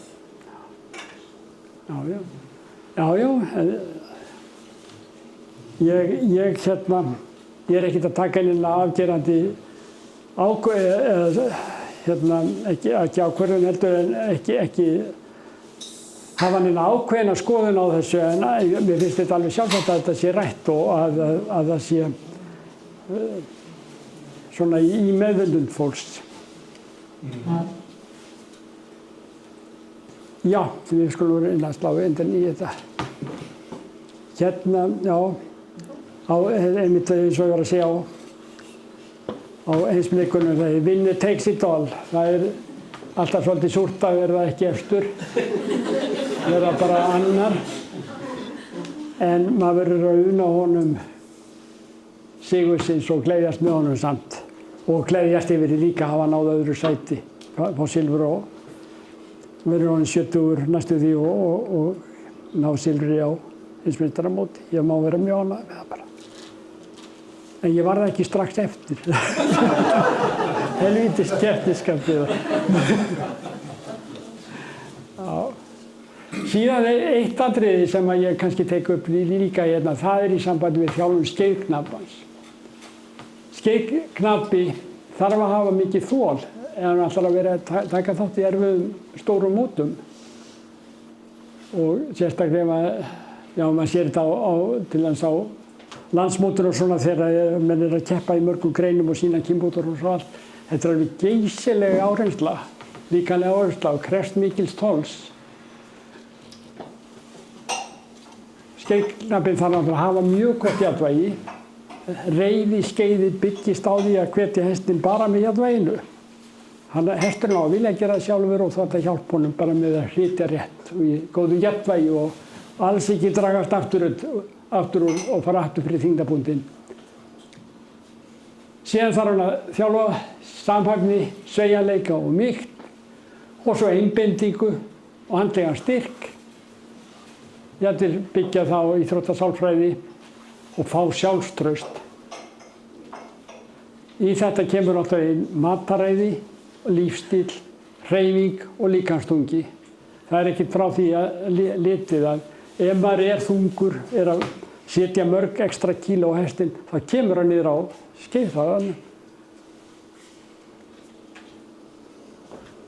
Þannig er það. Það verður ekki að blunda fyrir því. Skulum við hér taka þessa mynd. Það er bara að segja svona að ganni við svolítið gaman að henni að sigla flegi og sofa í meyjað faðmi, ítar segja hindi mest og að teygja vakran hest. Þetta hefur verið eitt af mínu hobby svona með synum mínum, hérna Valgeiri og Jakobi að vera alltaf mikið á vindbretti, seglbretti heitir það. Og það er alveg rosalega gaman. Það minnir svolítið á að vera á skeiðhesti. Þegar hann kemur vindur í seglinu og maður nær brettinu verulega á skrið, þá fá maður alveg sömu tilfinningu. Eins og að nú er hann alveg á flugskeiði.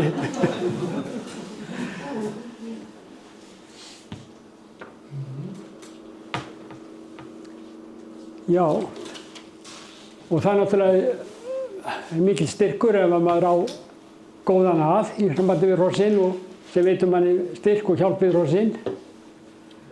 Og ég hlusta alltaf mikið á hún hefur oft góð ráð sem ég fer stundum eftir. og oftast er það til góðs. Og ég bað hana að líta yfir þessa glæru hjá mér og segja mér sitt álit á þessu. Og hún leit á mér og svo sagði hann, þetta er allt og langt hjá þér. Þú heldur ekki nokkrum manni á fundinu allan tíman með öllum þessu glærum og svo er þetta á flúkið. En þið eru hérna ennþá flest. Og ég sagði, jú, þetta er alveg rétt hjá þér, en ég er svolítið þrár og ég sagði að, já, ef ég næja 20% fylgist með þessu og telli sjávagagnaði, þá er markmiðinu náð.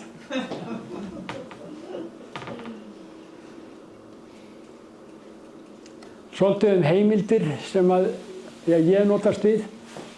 Þegar Jakob var að lesa í Friidrottsgymnasiet, svo var þetta kennslubók þar sem ég notaði töluvert við, las mér til ánægju og hérna er grein fiber type composition það er að segja vöðvagerð og svo er það ritgerðinnar Guðrúnar Stefánsdóttir, mjög merkileg, og svo Ingimar Sveinsson hefur líka skrifað ágætlega lífeðlisfræði hrossa og fóðrun og fleira í hrossafræði sinni. Og síðan er til bók sem heitir Training for Equestrian Performance, gefin út 2015 og hún er ágæt. Síðan er þessi grein okkar hérna, dýralæknarna og mín frá 93. Og síðan er sænskur dýralæknir sem hefur skrifað 2001, treiningslæra fyrir tram og ríðhesta, það er að segja fyrir brokkara og reiðhesta. Og þetta er lítið hver en er mjög gott. Og ég lesið og eftir það þá breytti ég allavega yngu sem ég hafði skrifað. Svo það var nú ágætt. Nú komið að erfiðasta.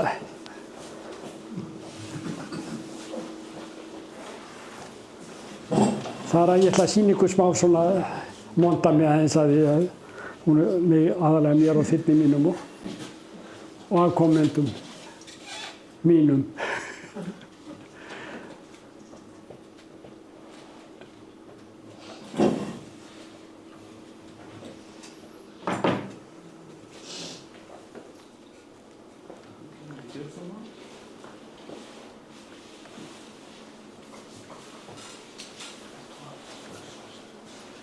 Já. Já. Nú byrjar stóri galdurinn, hann að fá þetta að virka. Og nú erum við búin að missa aðal tölvufræðinginn, er það ekki?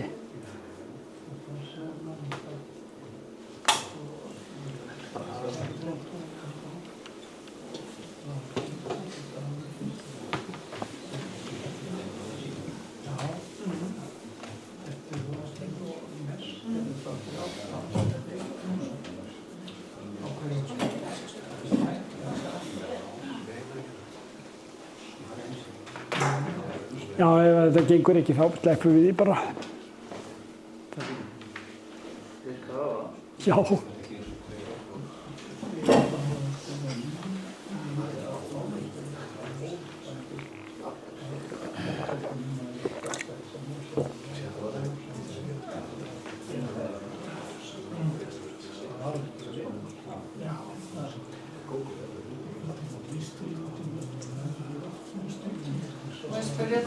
Já, endilega með hann. Þjálfun sem eftir aldrei hrossa, Já, breytirðu eitthvað? já. Ég byrja með létta þjálfun mikið, létta áreynslu og síðan reyni að auka hana stig af stigi. Það er aðeins þannig. En ég byrja snemma til að segja, ég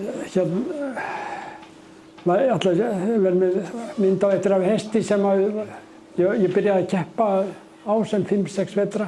Hann fór ekki hratt og svo fannst mér sjálfum sér að hann yrði aldrei nógu fljótur. En hann hefur verið að ná góðum árangri samt og passa mjög vel fyrir í unglingarflokki, dugar alveg þar. En vantar kannski 1 sekúndu á 100 metrum til þess að hann komist. Ég sjánaði með það að ég vil að þið fari alltaf vel undir 8 sekúndum og helst niður í 7,5 eða jafnvel. Að þið geti það, en ef að þið fara þannig að þið séu að fara á 8,5 sekúndum, það geti kannski ekki búist að þið komist hraðar, þá þið bara 4 hestlengdum á eftir á 100 metrum. Og það gefa ekki, það þetta með skeið, maður er úti eftir svona kikk þegar maður ríður á hesti. Ef það ekki snerpa, þá ekki gaman að skeiði. Eins og hún sagði hérna í viðtali í Eiðfags á hún Eyrún Ýr Pálsdóttir, já. Hún það var ekkert gaman að skeiði. Hún fannst ekkert gaman, svo fekk hún vakra meri, bleikum merina þarna. Þá var voðalega gaman að skeiði. Og svona það, held ég, hjá flestum. Maður verður að komast á bak á góðan vegring til þess að fá bakteríuna en maður verður oft eins og segir með ungan hest, maður byrjar að þjálfa, hann fyrir að fá sama sjans ef maður heldur að hann eigi möguleika. En síðan kemur kannski ljós að maður finnst hann ekki vera nógu snarpur. Það er kannski eitthvað í byggingarleginu sem hindrar hann að geta orðið toppvegringur. Og það getur oft verið þannig að þessi vinna sem þú ert búin að leggja í hann, hún þarf ekki að vera til einskis ef þú getur fundið góðan ungan kaupanda sem getur notað hann. Og einmitt þessi hestur sem ég var að tala Herkules, hann var að taka 4 gullverðlaun núna á Norðurlandamótinu. Hann vann alla skeiðgreinarnar og var annar í finngangi í unglingaflokki.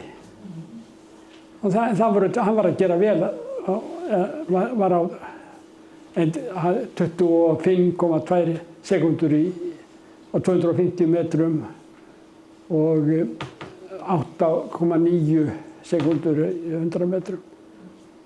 Fyrir mig það ekki nóg og ég bara svo glaður að ég seldi til rétt. Hann kom það til stúlku, dóttir hans Garðars Gíslasonar, sem gluttsittan, hann var undan prins og flestir undan prins eru háfættir og fallegir hestar og þessi hestur var mörgulítið fallegur og vel gerður, aðeins og langur og bara lappastuttur. Hann bara fekk ekki nóga skreflengt og ekki heldur alveg nóga snerpu. En hann var svo tæknilegur, lærði það svo fljótt og vel og fór inn í startbósana alveg stiltur og auðveldur að taka niður og í góðru jafnvægi á skeiði. Þannig að ef þið viljið virkilega vera í fremstu röð í skeiði, þá verðið þið náttúrulega að fá hest sem er fljótur. Það veit maður ekki alveg fyrir maður kannski fyrir að reyna á hann. En svo vinna sem þið leggið í þjálfun á góðum hesti, hún á að geta komist að gögni öðrum sem hafa ekki alveg sömu gröfur þá, eins og unglingur. Heyrðu, það verður ekkert úr þessu. Eina mínútu. Já.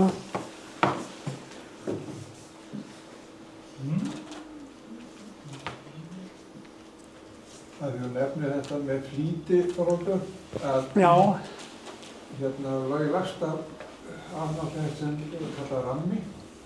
Já. Og hann sagði mér að þessi hestur væri með 8,2 fyrir 100 metrana, en fyrir fyrstu 50 metra var með 5,5. Og þetta ef að leggur þessu tölutal saman, þá var þetta sem sagt Íslandsmet og heimsmet á sínum tíma, 1364. Þessi hestur var ekki fljótur, en hann var fljót með fyrstu 50 metrana. Já. Það hafði engin hestur roði í. Nei. Þannig að í startinu. Já, í startinu. Já. Það er rosalega mikilvægt að þeir séu skila flýti og í fyrstu 50 metrana. Já. Það má ekki taka helst meira en 5 sekúndur. 5,5 kannski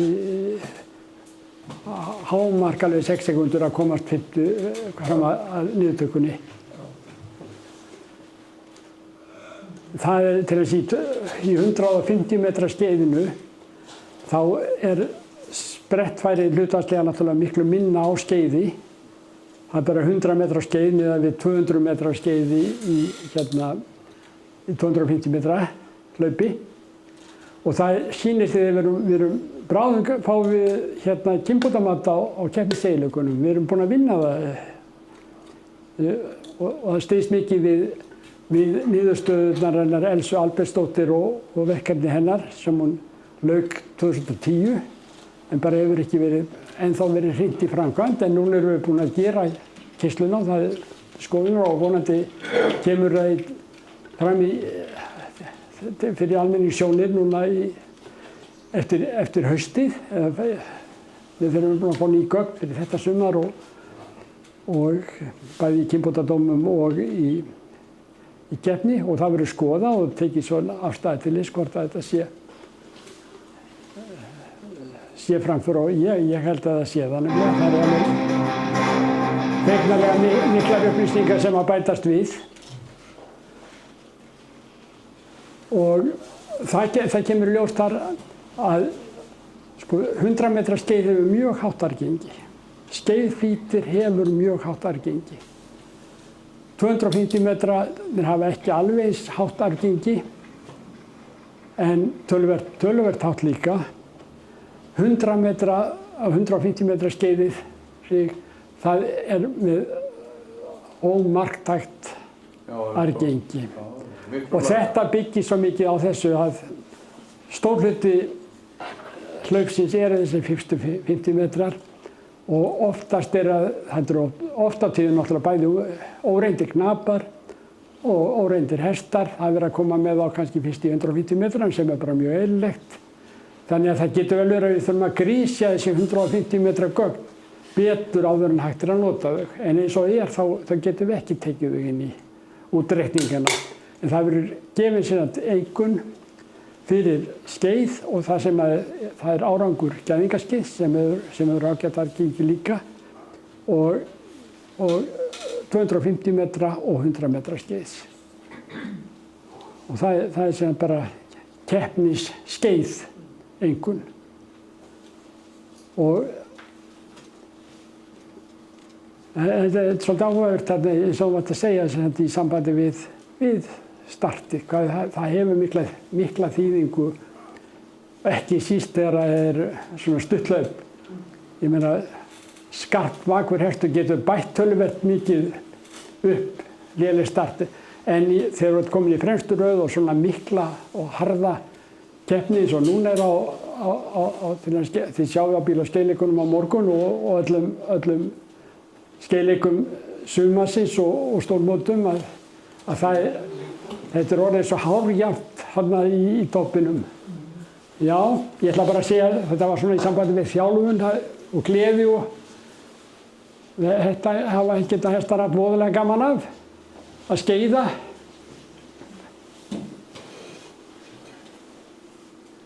Hérna ég heima í Knúbú þegar ég bjó þar og þarna voru við báðir á lífi, Huginn og Þyrnir.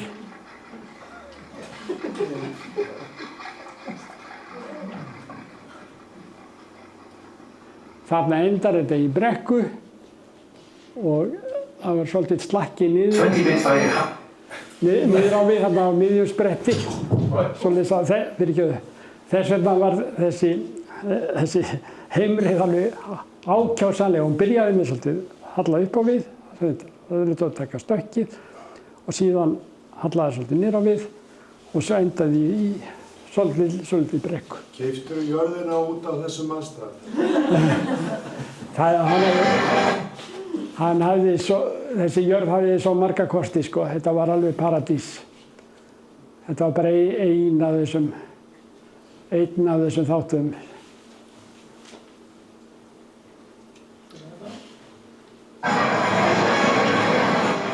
Já, það var ágætt að fá þessa mynd, ég var ekki með hana en þetta er í 100 metra skeiði á heimsmeistaramóti, Lóndal.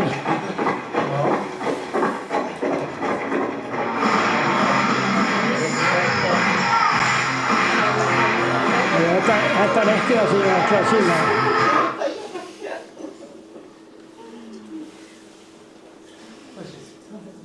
Já, þú getur sýnt þessa. Ég hafði alltaf dreymt að vera þáttakandi á skeiðmeistaramótinu í Sakóf í Þýskalandi. Það var ekki alltaf í Sakóf til að byrja með, síðustu árin hefur alltaf verið í Sakóf. Og ég fór þangað með Þyrnir og ég hafði þetta báða klárana stundum. Og við vorum einmitt, þetta er 2013 og þá voru við samanlentum í fyrsta riðli, ég og Ditti. Og ég á óskaplega mikið Ditta þakka, hann hefur verið með mikið bæði fyrirmynd og leiðbeinir mikið og hann var hans sem sagði mér að þegar maður var með startbásana, startbásana að maður ætti að ríða inn í lokað, ekki vera með opið startbóks heldur, hann var lokað. Og margt annað sem hann sagði mér og síðan náttúrulega er hann mikill keppnismaður og við erum hann að keppa og í fyrsta riðli fer það þannig að Þyrnir fyrir upp, sennilega bara fyrir mín klaufaskap og svo við lendum ekki saman í næsta riðli, hann lendir á móti öðrum og ég lendi á móti einhverjum öðrum og við þann riðil þannig og hafði næst best ég veit ekki hvor okkar hafði besta tíman en það var, en allavega var það alveg klárt að við myndum mætast morguninn og það er voðalega góður andi þegar menn eru að borða svona saman og þarna morgunmat og svo heyri ég að hann allar eitthvað, ég tók hann allar aðeins að síka, fór að spyrja mig hvernig það væri og ég hefði það svolítið svo og ég sá hann það bara eins og var. Ditti mig, ég er nú búinn að vera, ég vaknaði fyrir kl. 5, ég er búinn að vera vakandi síðan og bara var vakandi langan tíma og startaði 30 sinnum á móti þér og ég tók því bara alltaf.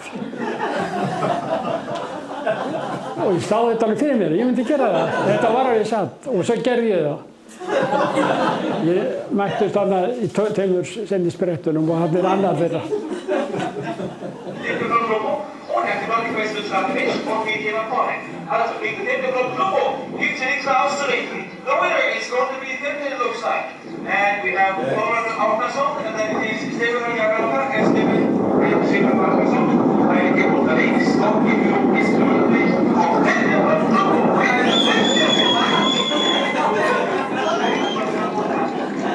Það var einn draumur sem rættist á þegar ég vann fyrsta skiptið í 250 metrum og ekki var að verra, ég vann yfir Ditta sem ég met mikils. En þetta var keppni og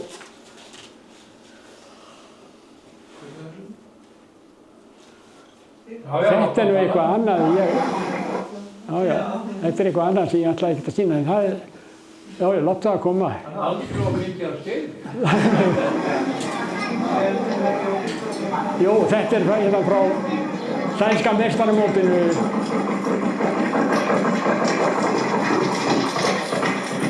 Þetta hefur verið 2017 kannski. Þetta Albin á öðrum Asksyni.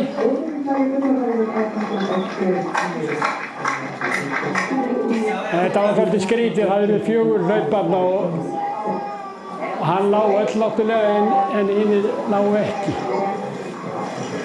Hann sprengdi mig fyrir nýlega.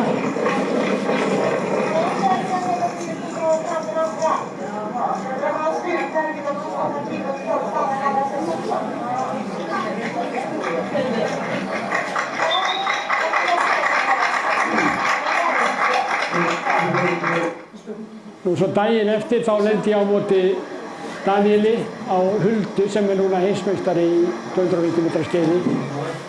Og það var sorglegt að hann náði hvorugur sprettunum því að það hefði náttúrulega verið gaman að fá sprett á milli þeirra.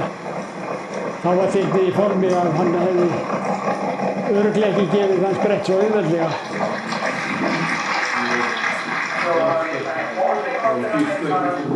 Já. Það skipti öllum máli. Þarna ég alveg komin og Alli þarna með mér, Aðalsteinsson, hann hjálpaði mér og hjálpaði mér mikið og ég lært svo mikið af honum. Og ég ekki... Hendur honum út þarna? Hann fer á réttu stökki, 2-3 spor og síðan hann bara komið niður. Hann eins fljótur á skeiðinu eins og stökkinu.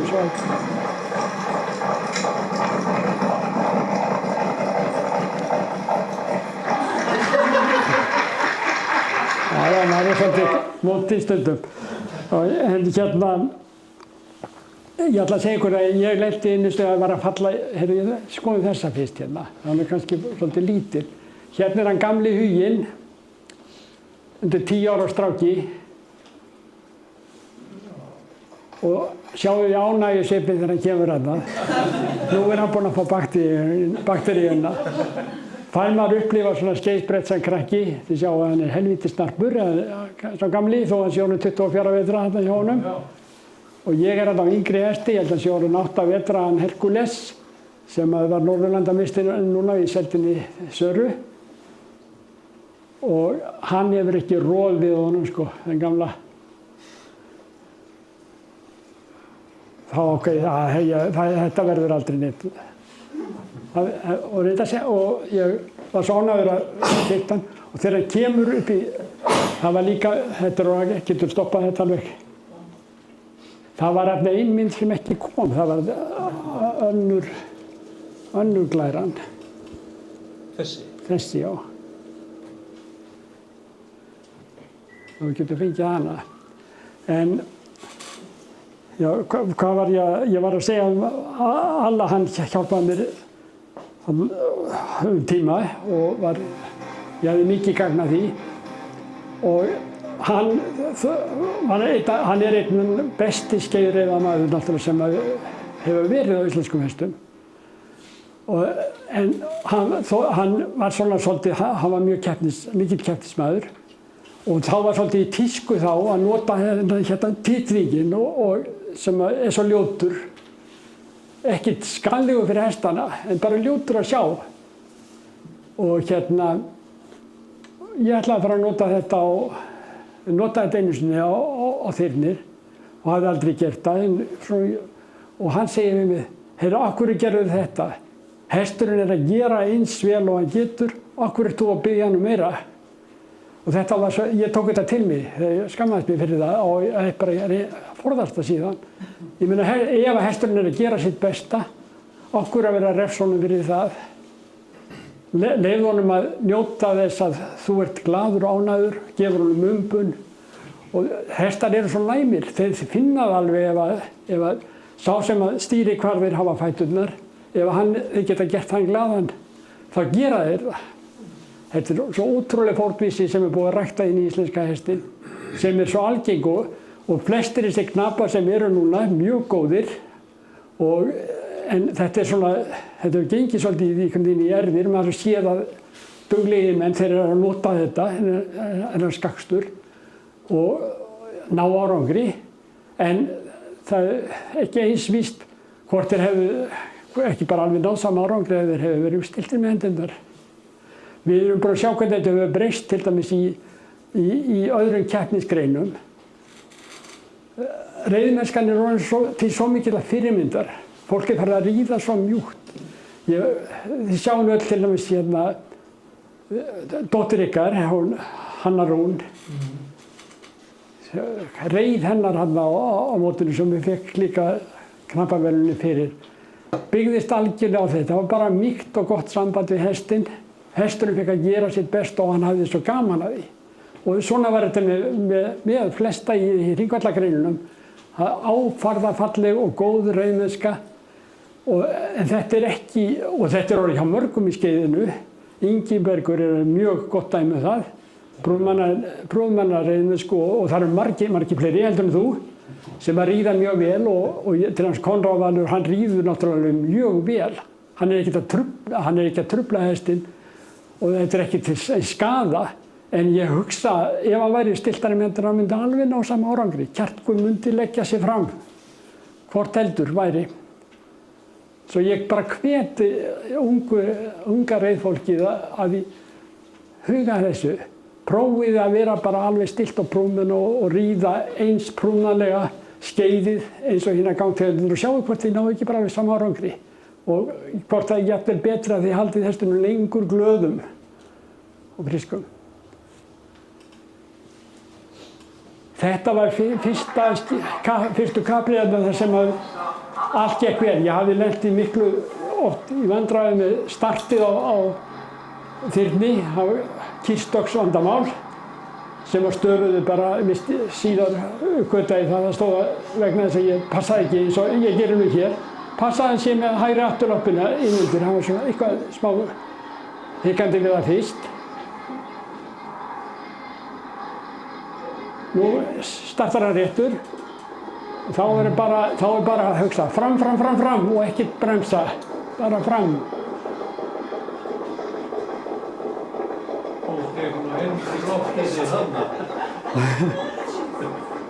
Já, ég með fallið, svona fallið, þetta var í Svíþjóðstundum að setja á þá bestu til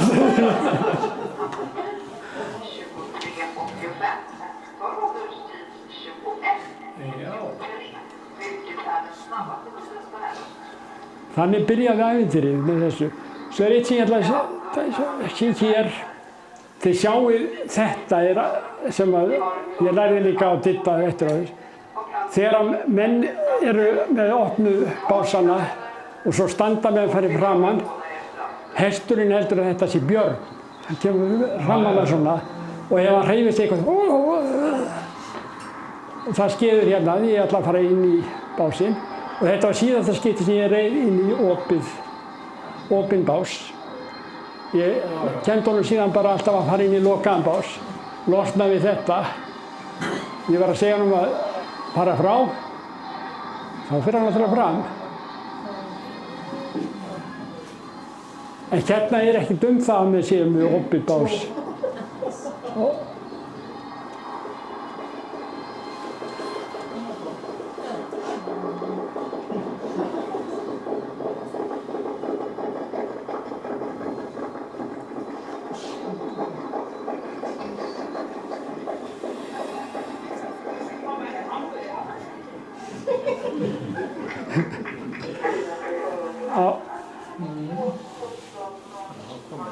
Já.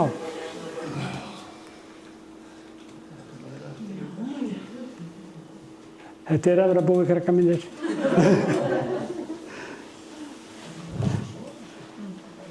getur ekki, já, hann kemur það.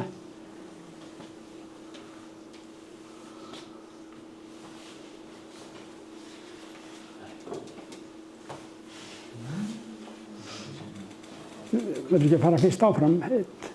Já, hann kemur hann.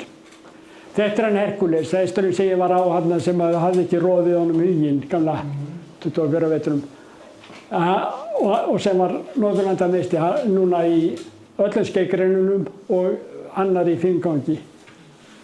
En hann hann ungur, orðinn bara góður skeiðhestur en bara ekki nógu góður fyrir mína kröfur.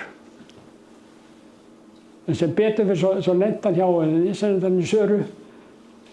Og heima var það þannig að hann var mjög lágur í goggunarröð, gömlu klárarnir sem heimaríkir, hélt honum alveg niðri, hann mátti ekki trúa því að hann væri neitt. Og mér leittist hann líka og vildi ekki að hann kæmi á betri stað en af því að ég fann það að það engu líður vel sem eru mobbaður, gældur honum og konan, litla stelpan sem fær hann, hún Sara, hún elskar hestinn, hún elskar hann alveg og hann fær svo mikla ást og einhvern veginn lendir það líka í hóp þar sem hann bara heilmikil stjarna. Fær einhvern veginn sjálfströð, við sagðum í fyrstu glæringunum félagslegt atgerfi hjá hestum og það spilar inn í þetta líka. Að hesturinn líði vel bæði gagnvart manninum og gagnvart öðrum hestum sem hann að umgangast. Þetta blessaður Herkules. Næsti. Á sömu kapriðum kemur hann þessi gamli og hann náttúrulega miklu fljótari, skarpari og hann ekki eins fallegur, hann svona hausfljótur svolítið en það sem inni í heila búinu, það gott og öll byggingin mjög jákvæð fyrir sem afrekshestur, góða fótagerð og góði, sæmilegir hófar en mjög góð fótagerð og mjög sterk bygging, gott bak og góð lend. Móðirinn var undan Náttfara og frá Ytradalsgerði og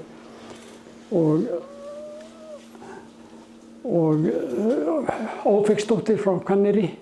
Það var skeiðublóðið í honum líka og síðan hann undan Aski frá Håkansgården sem var undan Kveik frá Miðsitju. Góð skeikjen og alveg, hann dauður núna greiðinn, ég felldi hann 22 vetra. Hann var fyrir slys á Norðurlandamótinu 2018 og varð aldrei, ég keppti nú á honum eftir það og hann sigraði mér sem ég fann að hann var ekki samur. Og hann var svona hestur sem var eins og mammútur á veturnar, hann var svo loðinn og með langt skegg og geysilega harður. Það var aldrei komin í almennilega í form fyrir fyrsta lagi á sænska meistaramótinu og ofta þá var svona eitthvað eftir á honum það til fram að Norðurlandamótið, heimsmeistaramótið í ágúst. Þá var hann loksins farinn úr hár, algjörlega. Já, næsta. Og þetta systir hans Herkulesar, hún heitir Dagstjarna og hún var sýnd sem 5 vetra af hann Vignir Eydin Jónasson, sá frábæri hestamaður og góður félagi minn sem lést í vetur, sviplega. Hann sýndi þess að mér og hún fekk 8,35 bæði fyrir reiðiskorti og æfileika. Þetta falleg hrissa og mjög fjölhæf. Byrjaði þarna á heimsmeistaramótinu og skeiðsprettin alveg rosalega fallega en stökk upp og það svolítið vegna þess að hún ekki eins og þyrnir í hausnum. Hún svolítið svona, hún ekki svo auðsveip. En ég ætlaði mér að keppa á henni núna í sumar, fyrir sumarinn. En svo sveik heilsa mig, svo ég komst eiginlega ekkert á hestbaki fyrir vetur. En núna er ég allur að styrkjast allur og vona að ég geti fara á baka. Ég er búinn að láta syni mína hafa hann og Valgeir og sonur hans, þau verða að spila úr henni núna eins og þau vilja. En ég held að hún sé góð til þess að hún er kannski svona fjölþrautahestur. Hún er það góð í tölti og það er kannski ekki ástæða til þess að taka hann í kappreiðarskeið, en hún gæti orðið helvíti velvöggur. Og hún er búin að vinna 2 mót heima, svona World Ranking mót í 150 metra skeiði. Mér hefur ekki fundist hún ennþá vera tilbúin í að fara í neitt stærra en það. Já. Eru ykkur Austfirðingar inni? Nei. Þarna er Austfirðingur. Kant Pál Ólafsson náttúrulega. Nei, það var ekki vel. Ekki þetta út á kveldin oft ég fer, inn á hólinn vitja, langa brúns á leiði mér, leiðist ekki að sitja. Þó vill íva misli minn er að ríðum blána, láta jaga stjárnist inn, jaft og þétt við gljána. En þegar brúnn minn teygði tá, og tauman eins og þengi, þessi köldu klettar þá káð á aðra strengi. Hátt og títt var hófun lyft, hvein í stinnum fönnum, hansinn fljóta fótaskrift, fjöru þótti mönnum.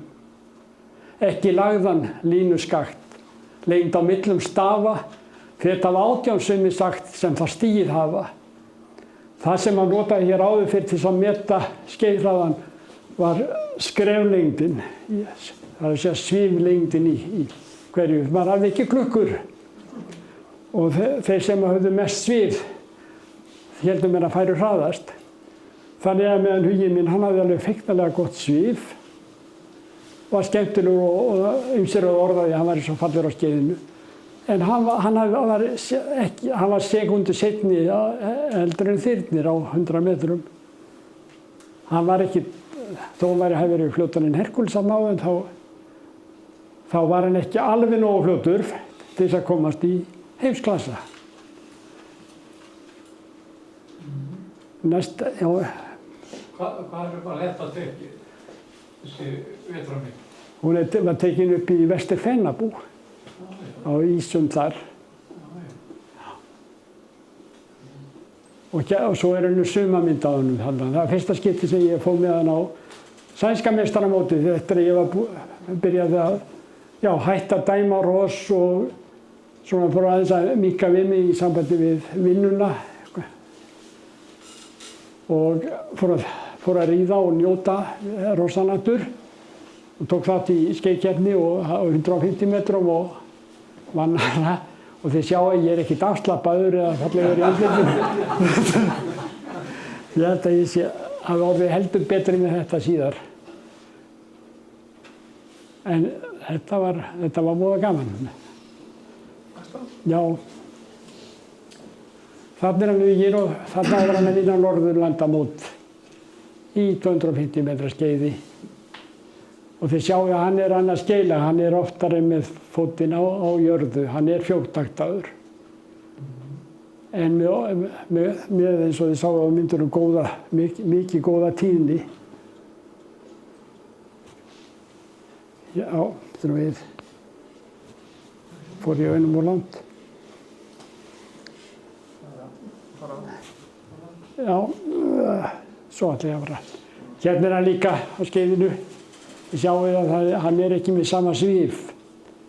En ég var svolítið, þetta var í 100 metrunum í Hollandi.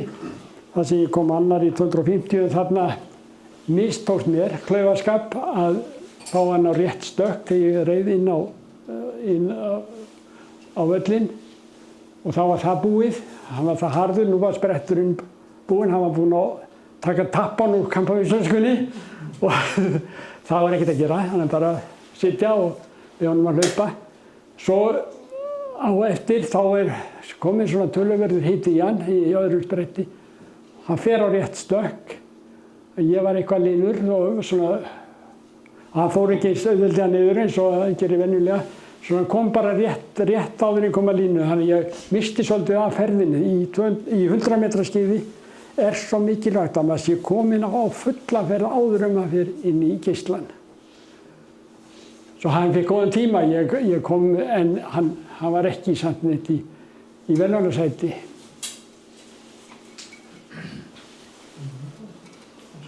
Já, svo er seinasta glæran. Þessi blessaður öðlingur, hann gaf mér mikið. Fly me to the moon, let me play amongst the stars. Svo með þessu þá ég glaður að ég held bara flesti sitji áfram og ég vona að við hafa haft gagn af þessum fyrirlestri. Þakka ykkur kærlega fyrir komuna.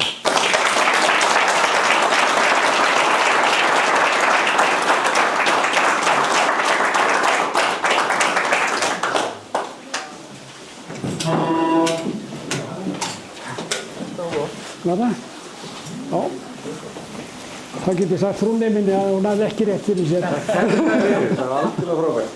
Já, þakka fyrir. Það er gaman að heyra það frá þér. Já, sömuleiðis, það var gaman að ég komið. Já, blessaður.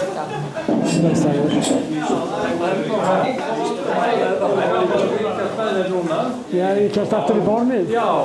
Veistu, ég gekk yfir 5 hálftíma og hérna lögðan. Já.